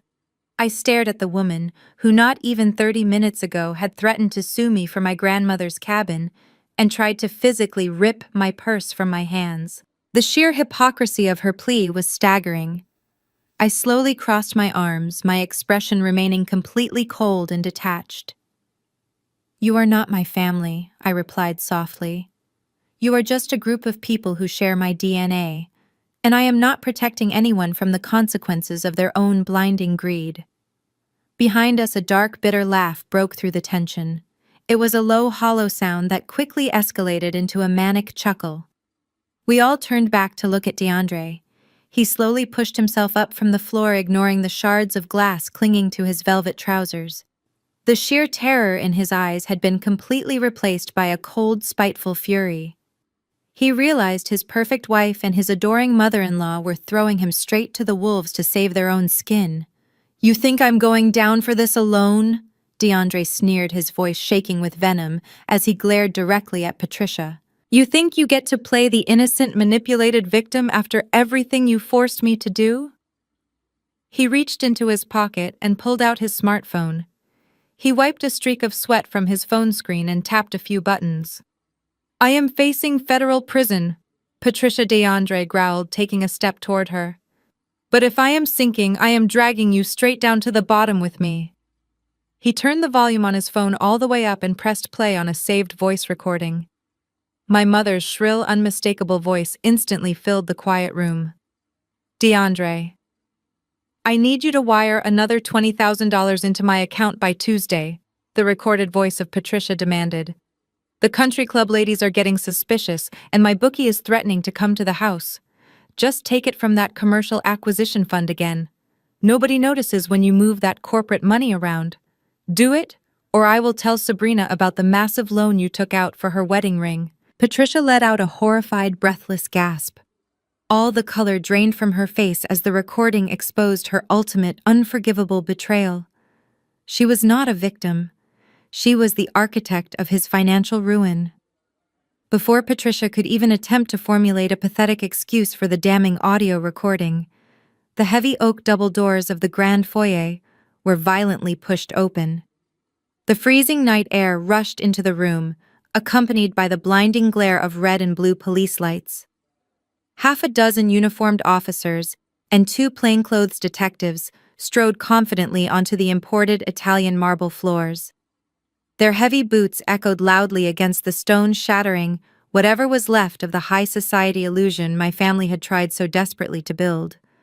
The lead detective, a tall man with a stern face and a thick winter coat, held up a folded legal document. He scanned the terrified faces in the room before locking his eyes directly onto the man kneeling in the shattered crystal. DeAndre the detective announced, his voice booming with undeniable authority. "We have a federal warrant for your arrest on multiple counts of felony wire fraud, corporate embezzlement, and grand larceny. Stand up and place your hands behind your back." The remaining guests, the ones who had not managed to escape before the police arrived, pressed themselves against the walls in absolute horror. They watched in stunned silence as the wealthy real estate mogul they had been admiring all night was reduced to a common criminal. DeAndre did not try to run. He did not try to fight. He was completely broken. He slowly pushed himself up from the floor, holding his wrists out in front of him like a defeated man accepting his final execution. An officer stepped forward, roughly grabbed DeAndre by the arms and spun him around. The sharp metallic click of the steel handcuffs locking around his wrists echoed through the silent grand foyer. It was the distinct sound of an entire fake empire permanently crashing to the ground. Sabrina watched her husband being shackled, but her reaction was not one of a loving, devastated wife. Instead of rushing to his side or begging the police for mercy, her mind immediately shifted to pure selfish self-preservation. She realized the money was gone, the house was a lie, and the police were about to seize absolutely everything. She spun around, her eyes darting wildly, and bolted toward the back hallway that led to the master suite. She reappeared a minute later, frantically rushing toward the rear patio doors.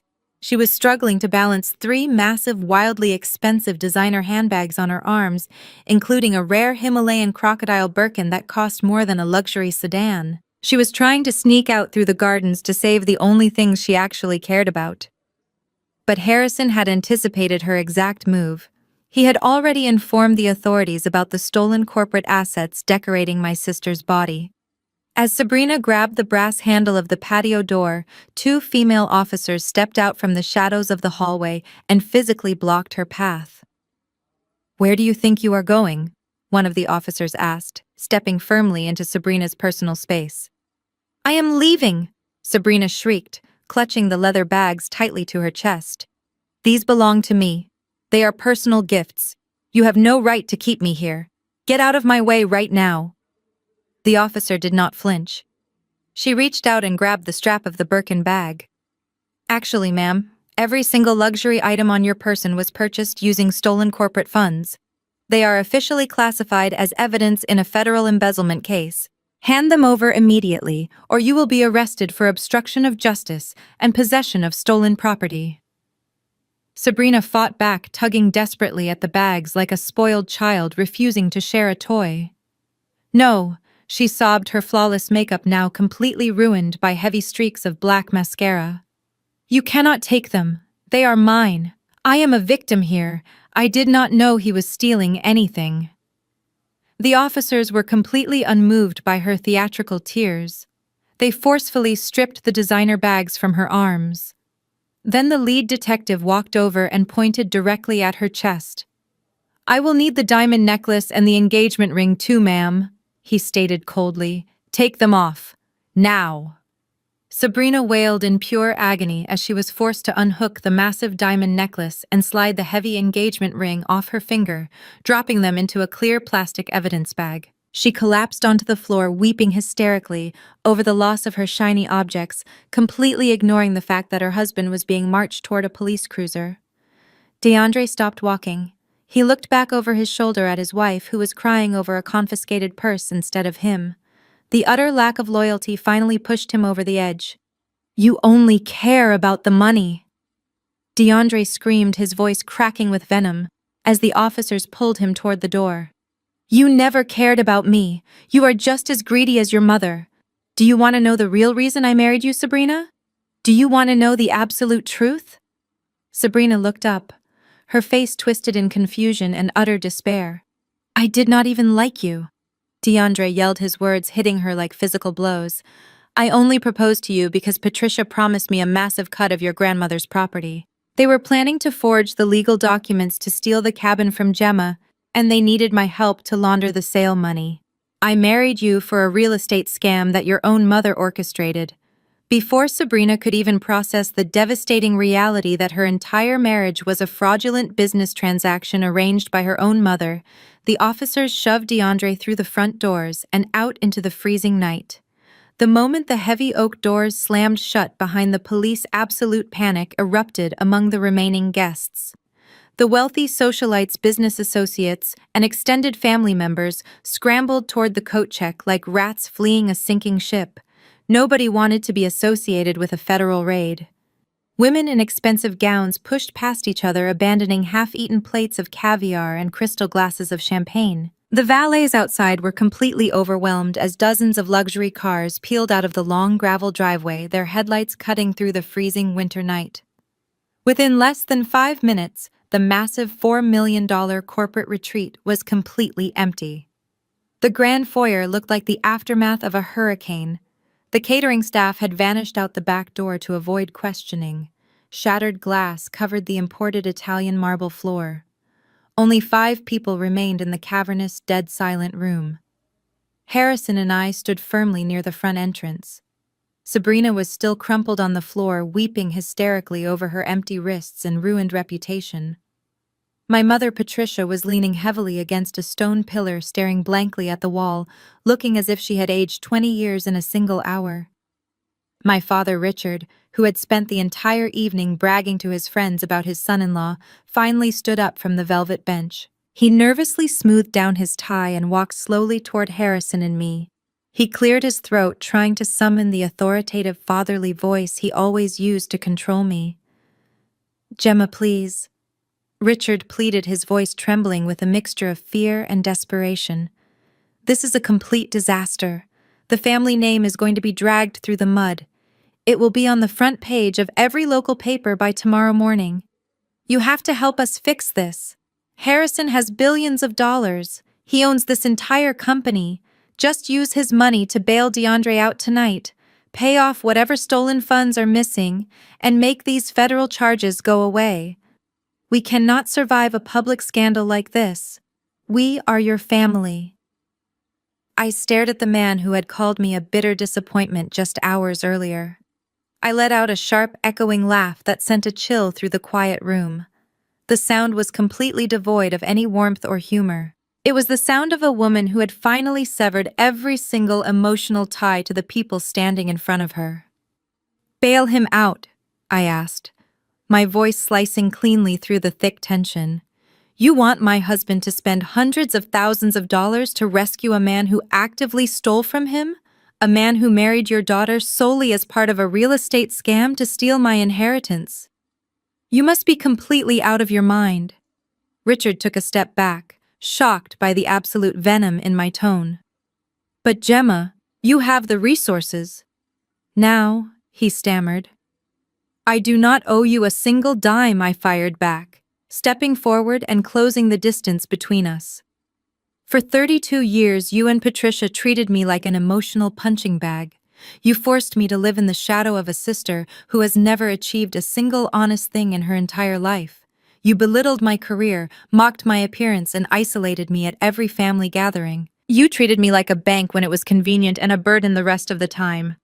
I turned my furious gaze toward my mother.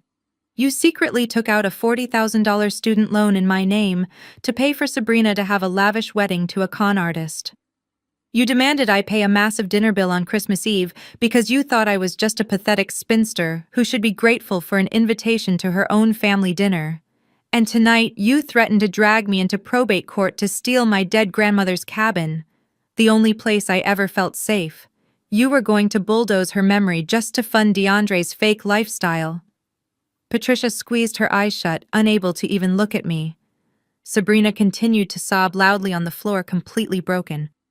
I reached into my emerald evening gown's matching designer clutch and pulled out a thick sealed manila envelope. "I did not just come here tonight to watch DeAndre get arrested," I announced, my voice dropping to a low, lethal register. "I came here to finalize my exit from this toxic nightmare." I walked over and forcefully slapped the heavy envelope directly against Patricia's chest. She instinctively grabbed it with shaking hands. "What is this?" Patricia whispered, her eyes wide with terror. "That is an itemized bill," I stated coldly. "It covers the original $40,000 student loan you fraudulently took out in my name, plus 12 years of aggressively accrued interest. It also includes the expensive legal fees I incurred this week while moving my grandmother's cabin into an ironclad, untouchable trust fund protected by Harrison's corporate lawyers. You have 30 days to pay that balance in full, or my legal team will file civil fraud charges against you." Patricia gasped, dropping the envelope onto the marble floor as if it had burned her hands. I pulled a second crisp white document from my clutch and dropped it directly on top of the envelope.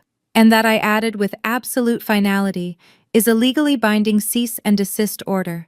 It explicitly prevents you, Richard and Sabrina, from ever calling, texting, emailing, or approaching me again.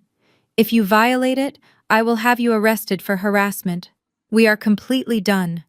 The silence that followed my final declaration was absolute. Patricia stared down at the crisp legal documents resting on the marble floor, her hands shaking uncontrollably.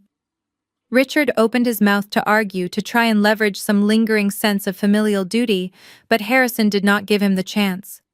My husband raised his hand, gesturing sharply to the massive private security guards standing near the entrance. "Escort them off the property," Harrison commanded, his voice leaving no room for negotiation. "Make sure they do not take anything that does not belong to them." The two guards stepped forward immediately. Their imposing physical presence broke the spell of shock that had paralyzed my family. One guard firmly grasped Richard by the arm, guiding the stunned man toward the front entrance. The other guard stepped toward my mother, who scrambled backward, her high heels slipping on the scattered glass. She bent down, snatching the legal documents off the floor, as if they were a lifeline, before letting the guard direct her toward the massive doors. But Sabrina was not going quietly. The reality of the freezing December night waiting for her outside finally pierced through her hysterical sobbing. She scrambled to her feet, her ruined silver-sequined dress clinging to her shivering frame. She lunged forward, desperately trying to bypass the security guards to reach me. "Gemma, wait!" Sabrina cried out, her voice cracking into a high-pitched wail. "You cannot throw me out right now. It is 20 degrees outside. The police took all of my money. They took my car. I do not have a ride back to the city. I do not even have a winter coat because it was in the trunk of the Porsche. I stood next to Harrison, completely unmoved by her sudden panic. You have a phone, Sabrina, I said flatly. Call a cab, call a ride service. I really do not care how you get back to whatever apartment you actually live in. That is just it, Sabrina sobbed, tears cutting fresh tracks through her ruined makeup. I do not have an apartment to go back to. We got evicted a month ago. Our landlord foreclosed on the lease because DeAndre stopped paying the rent. We have been living out of expensive hotel rooms that he paid for with that stolen corporate card. We packed all of our remaining clothes into the trunk of that car tonight. We were planning on living here. The sheer entitlement of her confession was staggering. They had lost their home due to their own reckless spending, and their grand master plan was to secretly squat in a $4 million corporate retreat owned by my husband. She had no backup plan, no savings, and no safety net left to catch her. Please, Gemma, Sabrina begged, dropping all pretenses of pride. Just let me stay here for one night. Just until the morning. I promise I will figure something out tomorrow. I will sleep on the floor. I will do whatever you want. Please do not make me sleep outside in the freezing cold. I am your sister.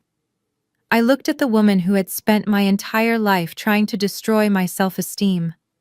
The woman who had just mocked my career, insulted my husband, and tried to steal my only inheritance. I felt absolutely no pity.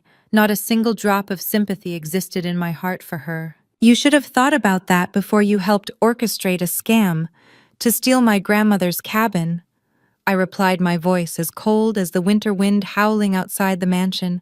You dug this hole, Sabrina. Now you get to sleep in it. The security guards did not wait for another order. They stepped forward, grabbed Sabrina by the arms, and physically marched her toward the grand foyer entrance. She kicked and screamed, thrashing wildly against their iron grip, but her efforts were completely useless. They dragged her through the entryway, out into the bitter cold, and released her onto the front steps alongside our parents. Sabrina spun around, her face twisted in pure desperation, reaching out for the brass handle. I stepped forward and grabbed the heavy oak door. I looked her dead in the eye one last time. Goodbye, Sabrina, I said. I slammed the grand oak doors completely shut, cutting off her hysterical screaming. The heavy click of the deadbolt locking into place echoed through the empty foyer. It was the most satisfying sound I had ever heard in my entire life. Harrison wrapped his arm around my waist, pulling me close. We walked over to the soaring floor-to-ceiling windows facing the front driveway. The landscape lights illuminated the freezing scene outside. Without their stolen Porsche, and without the warm shelter of their fake empire, the toxic family dynamic instantly imploded. Through the thick glass, I watched as Patricia immediately turned on Sabrina. The loving, protective mother facade completely vanished. Patricia began viciously screaming at her golden child, wildly gesturing and blaming Sabrina for marrying a criminal and ruining the family name. Sabrina screamed right back, pointing her finger at Patricia's face, blaming her mother for orchestrating the real estate scam and encouraging DeAndre's fake lifestyle. Richard just stood helplessly in the background, rubbing his temples as his wife and daughter tore each other apart in the icy driveway.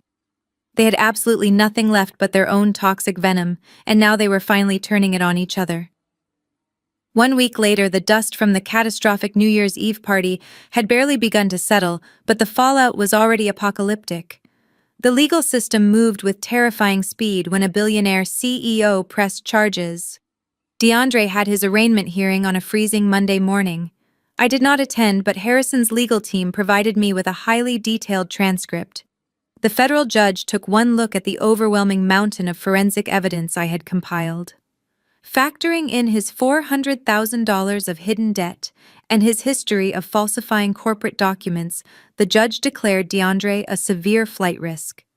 Bail was aggressively denied. The man who had strutted around a $4 million mansion in a velvet tuxedo was now sitting in a cold, concrete federal holding cell wearing a standard-issue orange jumpsuit. Sabrina was completely stranded. with all of her bank accounts frozen by the authorities and her designer assets seized, as evidence she had absolutely no access to money. Her wealthy socialite friends entirely abandoned her, refusing to answer her frantic phone calls.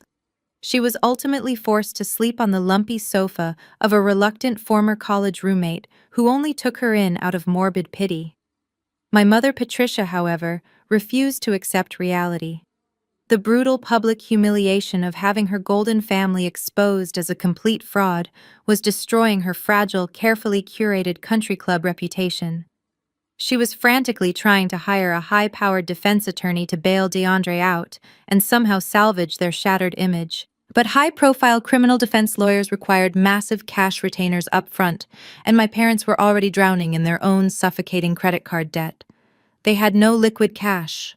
Desperation breeds incredible stupidity. On a quiet Tuesday morning, my phone vibrated on my desk. It was the lead attorney for Harrison's private family trust.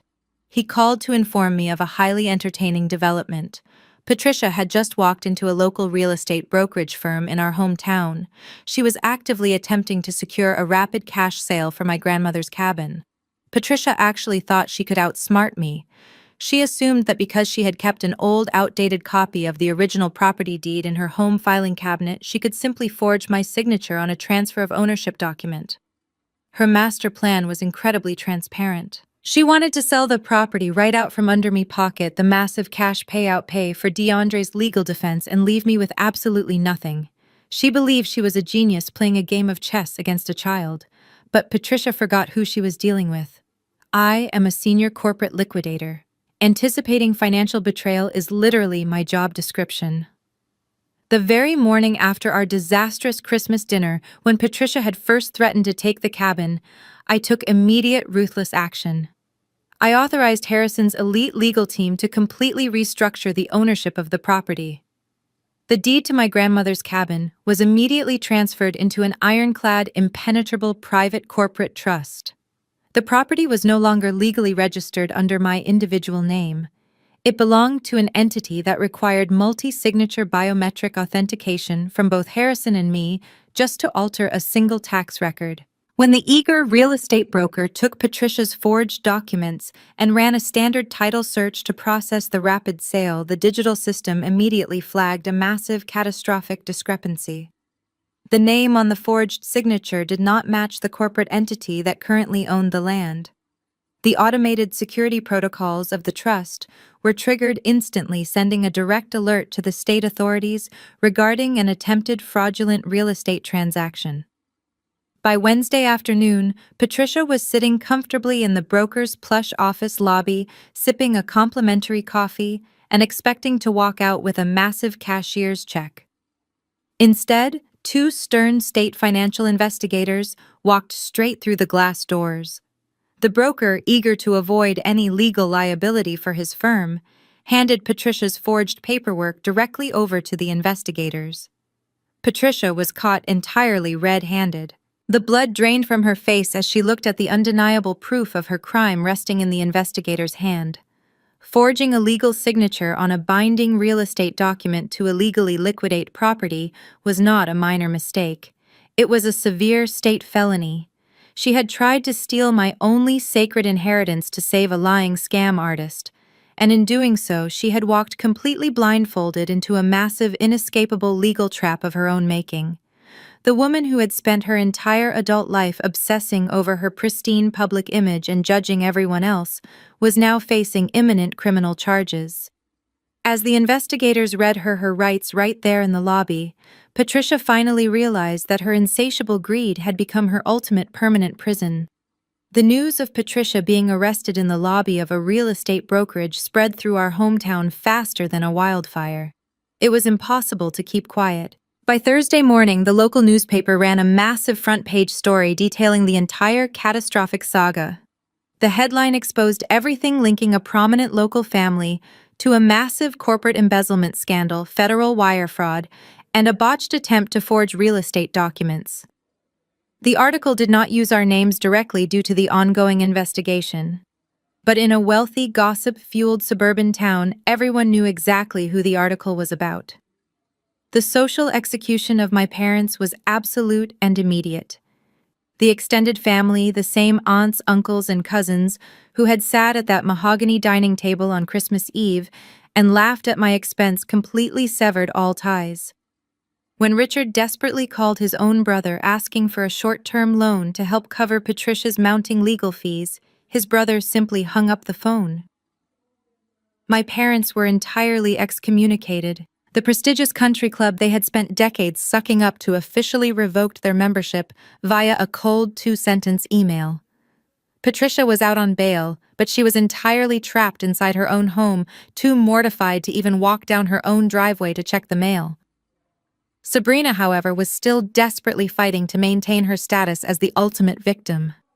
Refusing to accept that her free ride was permanently over, she decided to weaponize her tears for the internet. On a Sunday afternoon, she launched a crowdfunding campaign online. She posted a heavily edited video of herself sitting on her former roommate's cheap sofa, wearing a plain gray sweatshirt, crying hysterically without a drop of makeup on her face. In the video, Sabrina spun a masterful web of absolute lies. She claimed she had been severely financially abused by DeAndre, completely unaware of his crimes. She told the internet that she had been thrown out into the freezing cold by a ruthless billionaire brother-in-law and a jealous, vindictive sister who wanted to see her suffer. She set the donation goal at $50,000, begging the public to help an innocent woman rebuild her shattered life from scratch. It was a brilliant performance designed to manipulate the sympathies of strangers. Within 30 minutes, a few $100s had already trickled into the account from unsuspecting donors. But Sabrina had severely underestimated the watchful eyes of the people she was trying to slander. I did not even have to lift a single finger to stop her. Harrison's corporate legal team had been monitoring all digital activity related to the federal embezzlement case to protect the company's public image. They spotted Sabrina's fraudulent crowdfunding campaign almost immediately. The lead corporate attorney drafted a swift, razor-sharp legal notice directly to the hosting platform. The notice provided the active federal case numbers, proving that Sabrina was soliciting public funds under wildly false pretenses and attempting to profit off a situation actively tied to stolen corporate assets. The platform's fraud department took one look at the overwhelming legal evidence and pulled the plug. Sabrina's campaign was completely nuked from the internet in exactly 45 minutes. Every single donated dollar was automatically refunded, and her account was permanently banned for violating the terms of service regarding fraudulent solicitation. With no husband, no home, no family support, and her digital panhandling scheme completely destroyed, Sabrina finally hit absolute rock bottom. The golden child was forced to enter the real world. Having no college degree, zero marketable skills, a massive gap in her resume, and a name heavily associated with a publicized federal crime, nobody in the corporate sector would even look at her application. By the end of the month, Sabrina had to take the only job that would hire her. She became a minimum wage cashier at a brightly lit, deeply depressing discount retail store in a strip mall. The woman who had worn custom silk gowns and a massive stolen diamond ring was now forced to wear a stiff polyester blue vest and a plastic name tag. She spent her days scanning cheap merchandise, cleaning up spilled soda in the aisles, and being screamed at by angry customers over expired coupons. It was the exact type of honest, grueling labor she had spent her entire life mocking me for doing. One evening, as I was sitting in the quiet luxury of my penthouse living room, my phone buzzed with a text from an unsaved number.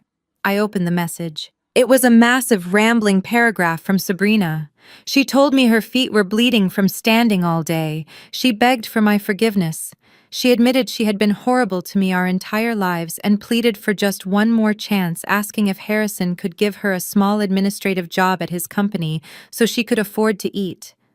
I read the long, desperate apology from top to bottom. 10 years ago, a message like that would have made me cry. I would have rushed to rescue her. But now, sitting in the beautiful, peaceful life I had built for myself, I looked at the words on the screen and felt absolutely nothing.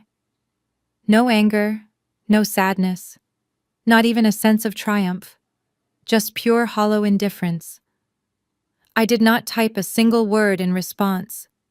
I simply hit the delete button, blocked the number, and set my phone back down on the marble table. 2 days later, Harrison and I packed the back of his heavy-duty sports utility vehicle with power tools, cleaning supplies, and thick winter blankets.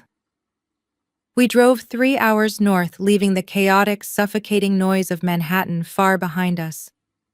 We were heading to the only place in the world that had ever felt like a true home to me: my grandmother's cabin.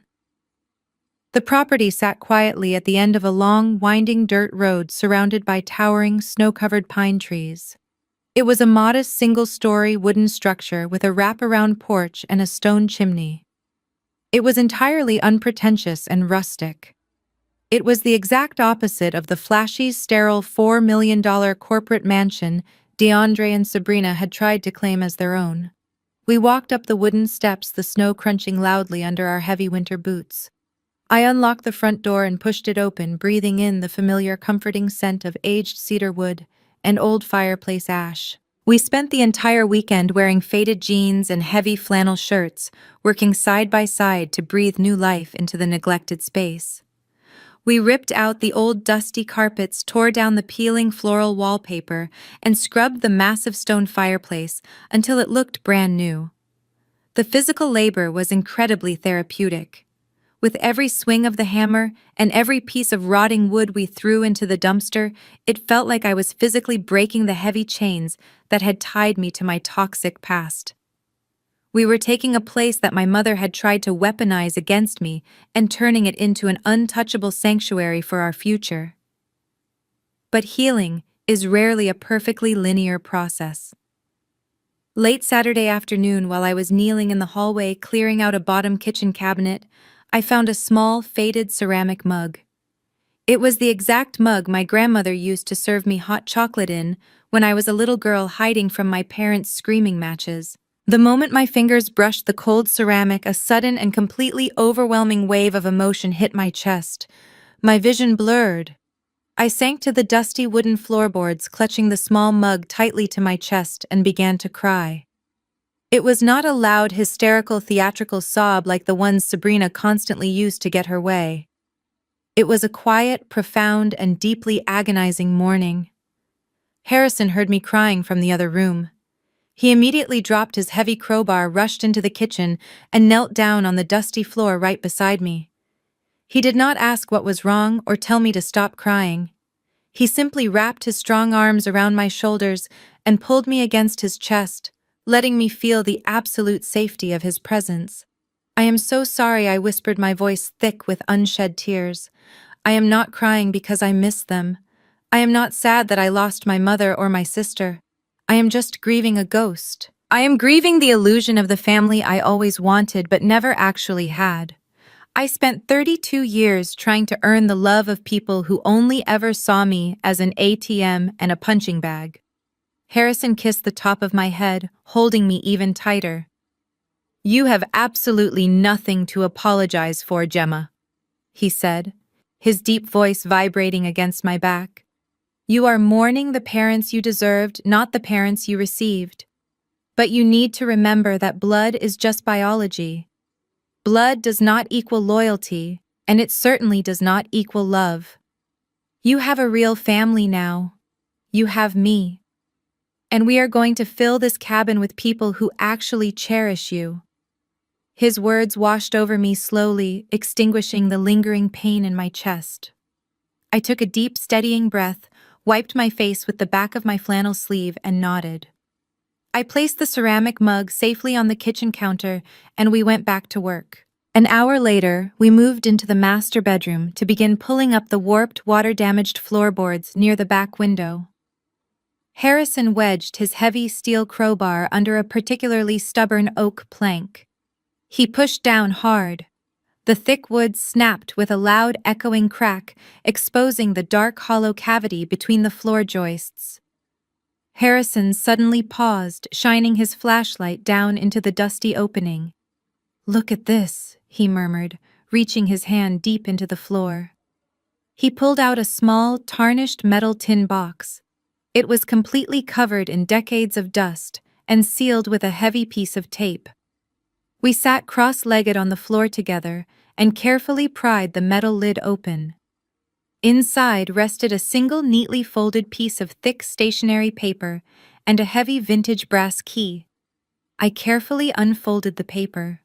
My heart skipped a beat. It was written in my grandmother's unmistakable, elegant cursive handwriting. The date inked at the top proved she had written it exactly 1 week before she passed away. My dearest Gemma, the letter began. If you are reading this, it means you finally claimed this cabin and broke away from your parents. I always knew you were the only genuinely strong one in this family. I always knew Patricia's blinding greed and Richard's cowardice would eventually ruin them. That is why I left the cabin solely to you, safe from their grasping hands. But the cabin is not the only thing I left you. Take this brass key to the First National Bank in the city. It is time you finally received your true inheritance. Take this brass key to the First National Bank in the city. It is time you finally received your true inheritance. I stared at the elegant cursive handwriting, the weight of the heavy brass key pressing into the palm of my hand. Harrison leaned over my shoulder, reading the final line of the letter. He looked at me, a soft, encouraging smile on his face. Well, he said quietly, it looks like we have an errand to run in the city on Monday morning. We drove back to Manhattan the next day. First National Bank was an imposing historical building in the financial district with towering marble columns and heavy bronze doors. We bypassed the standard teller lines and were immediately escorted into the private wealth management wing. The senior vault manager, a distinguished older man in a gray suit, reviewed my identification and the notarized death certificate I had brought along. He recognized the vintage brass key immediately, his demeanor shifting to one of deep, quiet respect. He led us down into the subterranean levels of the bank, navigating through thick steel doors until we reached the private vault room. The walls were lined floor to ceiling with thousands of polished steel safety deposit boxes. The manager inserted his master key into box number 412, and I slid my grandmother's brass key into the secondary slot. We turned them simultaneously. The heavy metal door clicked open with a satisfying echoing sound. Inside the narrow compartment rested a single thick leather portfolio. It looked incredibly old, the edges worn smooth by time and careful handling. I pulled it out, carried it over to the private viewing table in the center of the room, and carefully unzipped the top. There were no gold bars or stacks of cash inside. Instead, the portfolio was packed tightly with crisp vintage paper documents. I pulled out the first stack. They were original paper stock certificates. My grandmother had purchased them decades ago, long before digital trading existed. I recognized the company names printed across the top of the certificates immediately. They were foundational shares in a major multinational telecommunications conglomerate and a highly successful pharmaceutical giant. Harrison, who spent his entire life analyzing corporate valuations, carefully picked up one of the certificates. He scanned the issuance date and the volume of shares listed. His eyes widened slightly, a rare expression of genuine surprise for a man who managed billions. Gemma, he said, his voice laced with profound respect. Do you have any idea what these are worth today? I shook my head, my hands trembling slightly as I looked at the massive stack of paper. My grandmother had lived such a simple, frugal life. She drove an old sedan and lived in a rustic wooden cabin. I had always assumed she survived on a modest fixed pension. Harrison pulled out his phone, quickly multiplying the original share counts by the decades of aggressive stock splits and compound dividends. Darling, he announced, looking up at me, with current market valuations, this portfolio is worth just over $8 million, and according to this legal transfer document attached to the back, every single share was placed in an irrevocable trust assigned exclusively to you upon her death. I had to sit down in one of the leather chairs. $8 million. My mother and my sister had spent their entire lives obsessing over the appearance of wealth. They had destroyed their family, committed federal felonies, and ruined their own lives just to pretend they had money. Patricia had risked a state prison sentence to forge documents for a wooden cabin she thought was worth a few $100,000, completely oblivious to the fact that a multi-million-dollar fortune was sitting quietly in a bank vault waiting for me. Their greed had blinded them entirely. Their attempts to ruin me and steal my inheritance had only propelled me toward greater success. "What are you going to do with it?" Harrison asked gently, taking the seat next to me and holding my hand. I looked at the vintage certificates. I did not need the money. I had a highly successful career as a senior corporate liquidator, and my husband was a billionaire. I was completely financially secure. But I thought about the thousands of women who were not. Women who were trapped in toxic families, controlled by narcissistic parents, or held hostage by financially abusive partners. Women who did not have a black card or a corporate lawyer to save them. "I want to start a foundation," I said, the vision crystallizing perfectly in my mind. "I want to build a legal and financial advocacy center for women escaping domestic and familial financial abuse. I want to use my grandmother's money to dismantle the exact kind of control my parents tried to use on me." Harrison smiled, his eyes shining with absolute pride. "I will have my legal team draft the foundational paperwork this afternoon," he promised. 2 days later, I sat in the sprawling glass boardroom of Harrison's corporate headquarters. A massive stack of legal documents rested on the mahogany table in front of me, officially establishing the charitable foundation. The lead attorney handed me a sleek silver pen. "Just sign on the dotted line, Mrs. Wells," he instructed politely. I looked down at the signature line. For 32 years, my maiden name had been a heavy, suffocating chain, tying me to a family that never truly loved me. I pressed the pen to the paper. With swift, confident strokes, I signed my legal married name, Gemma Wells. In that single, definitive motion, I permanently shed the toxic legacy of my parents and claimed my absolute freedom. Exactly 1 year later, the world outside was blanketed in a thick layer of pristine white snow. It was Christmas Eve, the exact anniversary of the night my old life began to violently unravel. But as I stood in the center of the newly renovated kitchen of my grandmother's cabin, the air felt completely different. The heavy, suffocating tension that used to define the holidays was entirely gone. In its place was the rich, comforting scent of roasted rosemary, fresh pine needles, and the joyous sound of genuine laughter echoing off the warm cedar walls. Harrison came up behind me, wrapping his arms around my waist and resting his chin softly on my shoulder. He handed me a crystal glass of sparkling cider and kissed my cheek. "Everything looks absolutely perfect, Mrs. Wells," he murmured, looking out at the crowded living room. I leaned back into his embrace, a deep sense of peace washing over me. We had spent the last 12 months transforming this rustic cabin into a stunning, expansive winter sanctuary. We knocked down walls to create a massive open-concept dining space, installed floor-to-ceiling windows to overlook the frozen lake, and built a massive stone hearth that was currently roaring with a warm, crackling fire. But the most beautiful part of the room was not the architecture. It was the people standing inside it. There were 20 guests gathered around the long handmade wooden dining table. But unlike last year, there was no toxic hierarchy. No one was screaming about who paid for the food.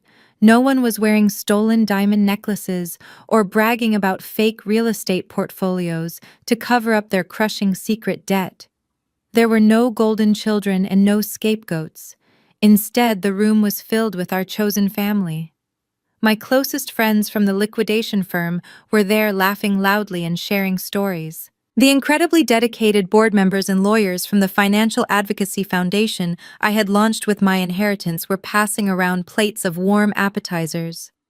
In just 1 year, our foundation had already helped hundreds of women escape financial abuse, and celebrating with the team felt incredibly profound. Harrison's most trusted executive colleagues, the ones who had helped him orchestrate DeAndre's downfall, were sitting by the fire swapping jokes and drinking good wine.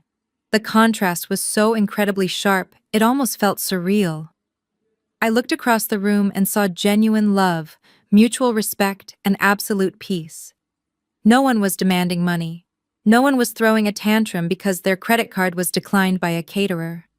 The people at this table were here because they wanted to be, not because they were obligated by blood or trapped by a shared financial scam. I took a brief moment to reflect on the people who were completely absent from this beautiful picture. The legal boundaries I had set 1 year ago remained entirely unbroken. DeAndre was currently serving a 10-year sentence in a federal penitentiary for corporate fraud and embezzlement. Sabrina stripped of her fake wealth, and her enabler husband was still scanning barcodes at the discount retail store, completely isolated from high society. My parents, drowning in the crushing weight of legal fees from Patricia's forged real estate charges, had been forced to sell their suburban home at a massive loss just to avoid total bankruptcy. They were living in a tiny, cramped apartment, miserable and utterly alone. They had spent their entire lives treating me like a stepping stone, assuming I would always be there to absorb their abuse and fund their delusions. But in their desperate attempt to destroy me, they had only managed to completely destroy themselves. Harrison tapped his silver knife gently against his crystal glass. The bright, ringing sound instantly hushed the lively chatter in the room. Everyone turned their attention toward us, their faces glowing in the warm firelight. I stepped forward, raising my glass high into the air. The room fell perfectly silent, but it was not the terrifying, tense silence of a family waiting for an argument to erupt. It was the comfortable, supportive quiet of people who genuinely cared about what I had to say. To family, I began, my voice clear and steady. The word used to carry such a heavy burden for me. It used to mean obligation, manipulation, and endless conditions. It meant shrinking myself down so others could feel big. But looking around this room tonight, I finally understand what family is actually supposed to mean. It is the people who celebrate your success instead of envying it. It is the people who protect your peace instead of destroying it. It is the people who love you for exactly who you are without ever handing you a bill for their affection. The guests smiled warmly, raising their glasses in unison. I looked at Harrison, the man who had stood by my side and helped me tear down a toxic empire to build something pure. Then I looked back at my friends, my colleagues, and my new life.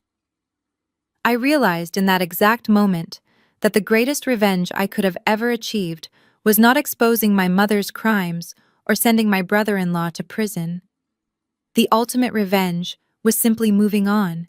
It was healing. It was building a beautiful, untouchable life filled with joy, wealth, and genuine love. A life that they would never, ever be allowed to enter.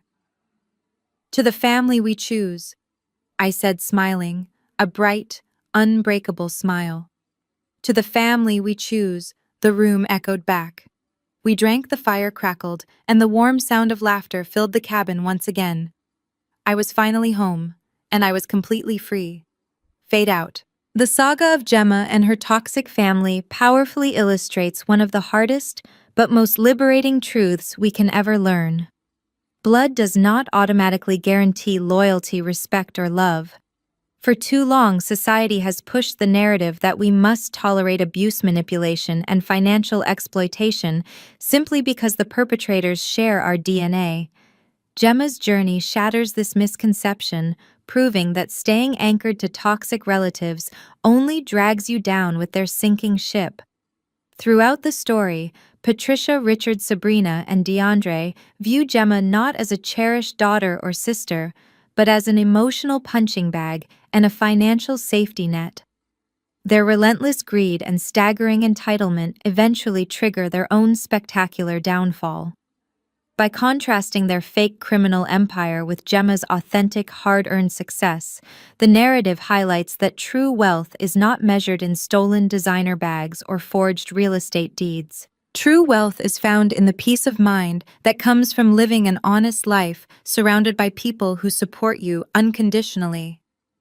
Gemma's ultimate triumph was not just watching her abusers face federal prison or financial ruin.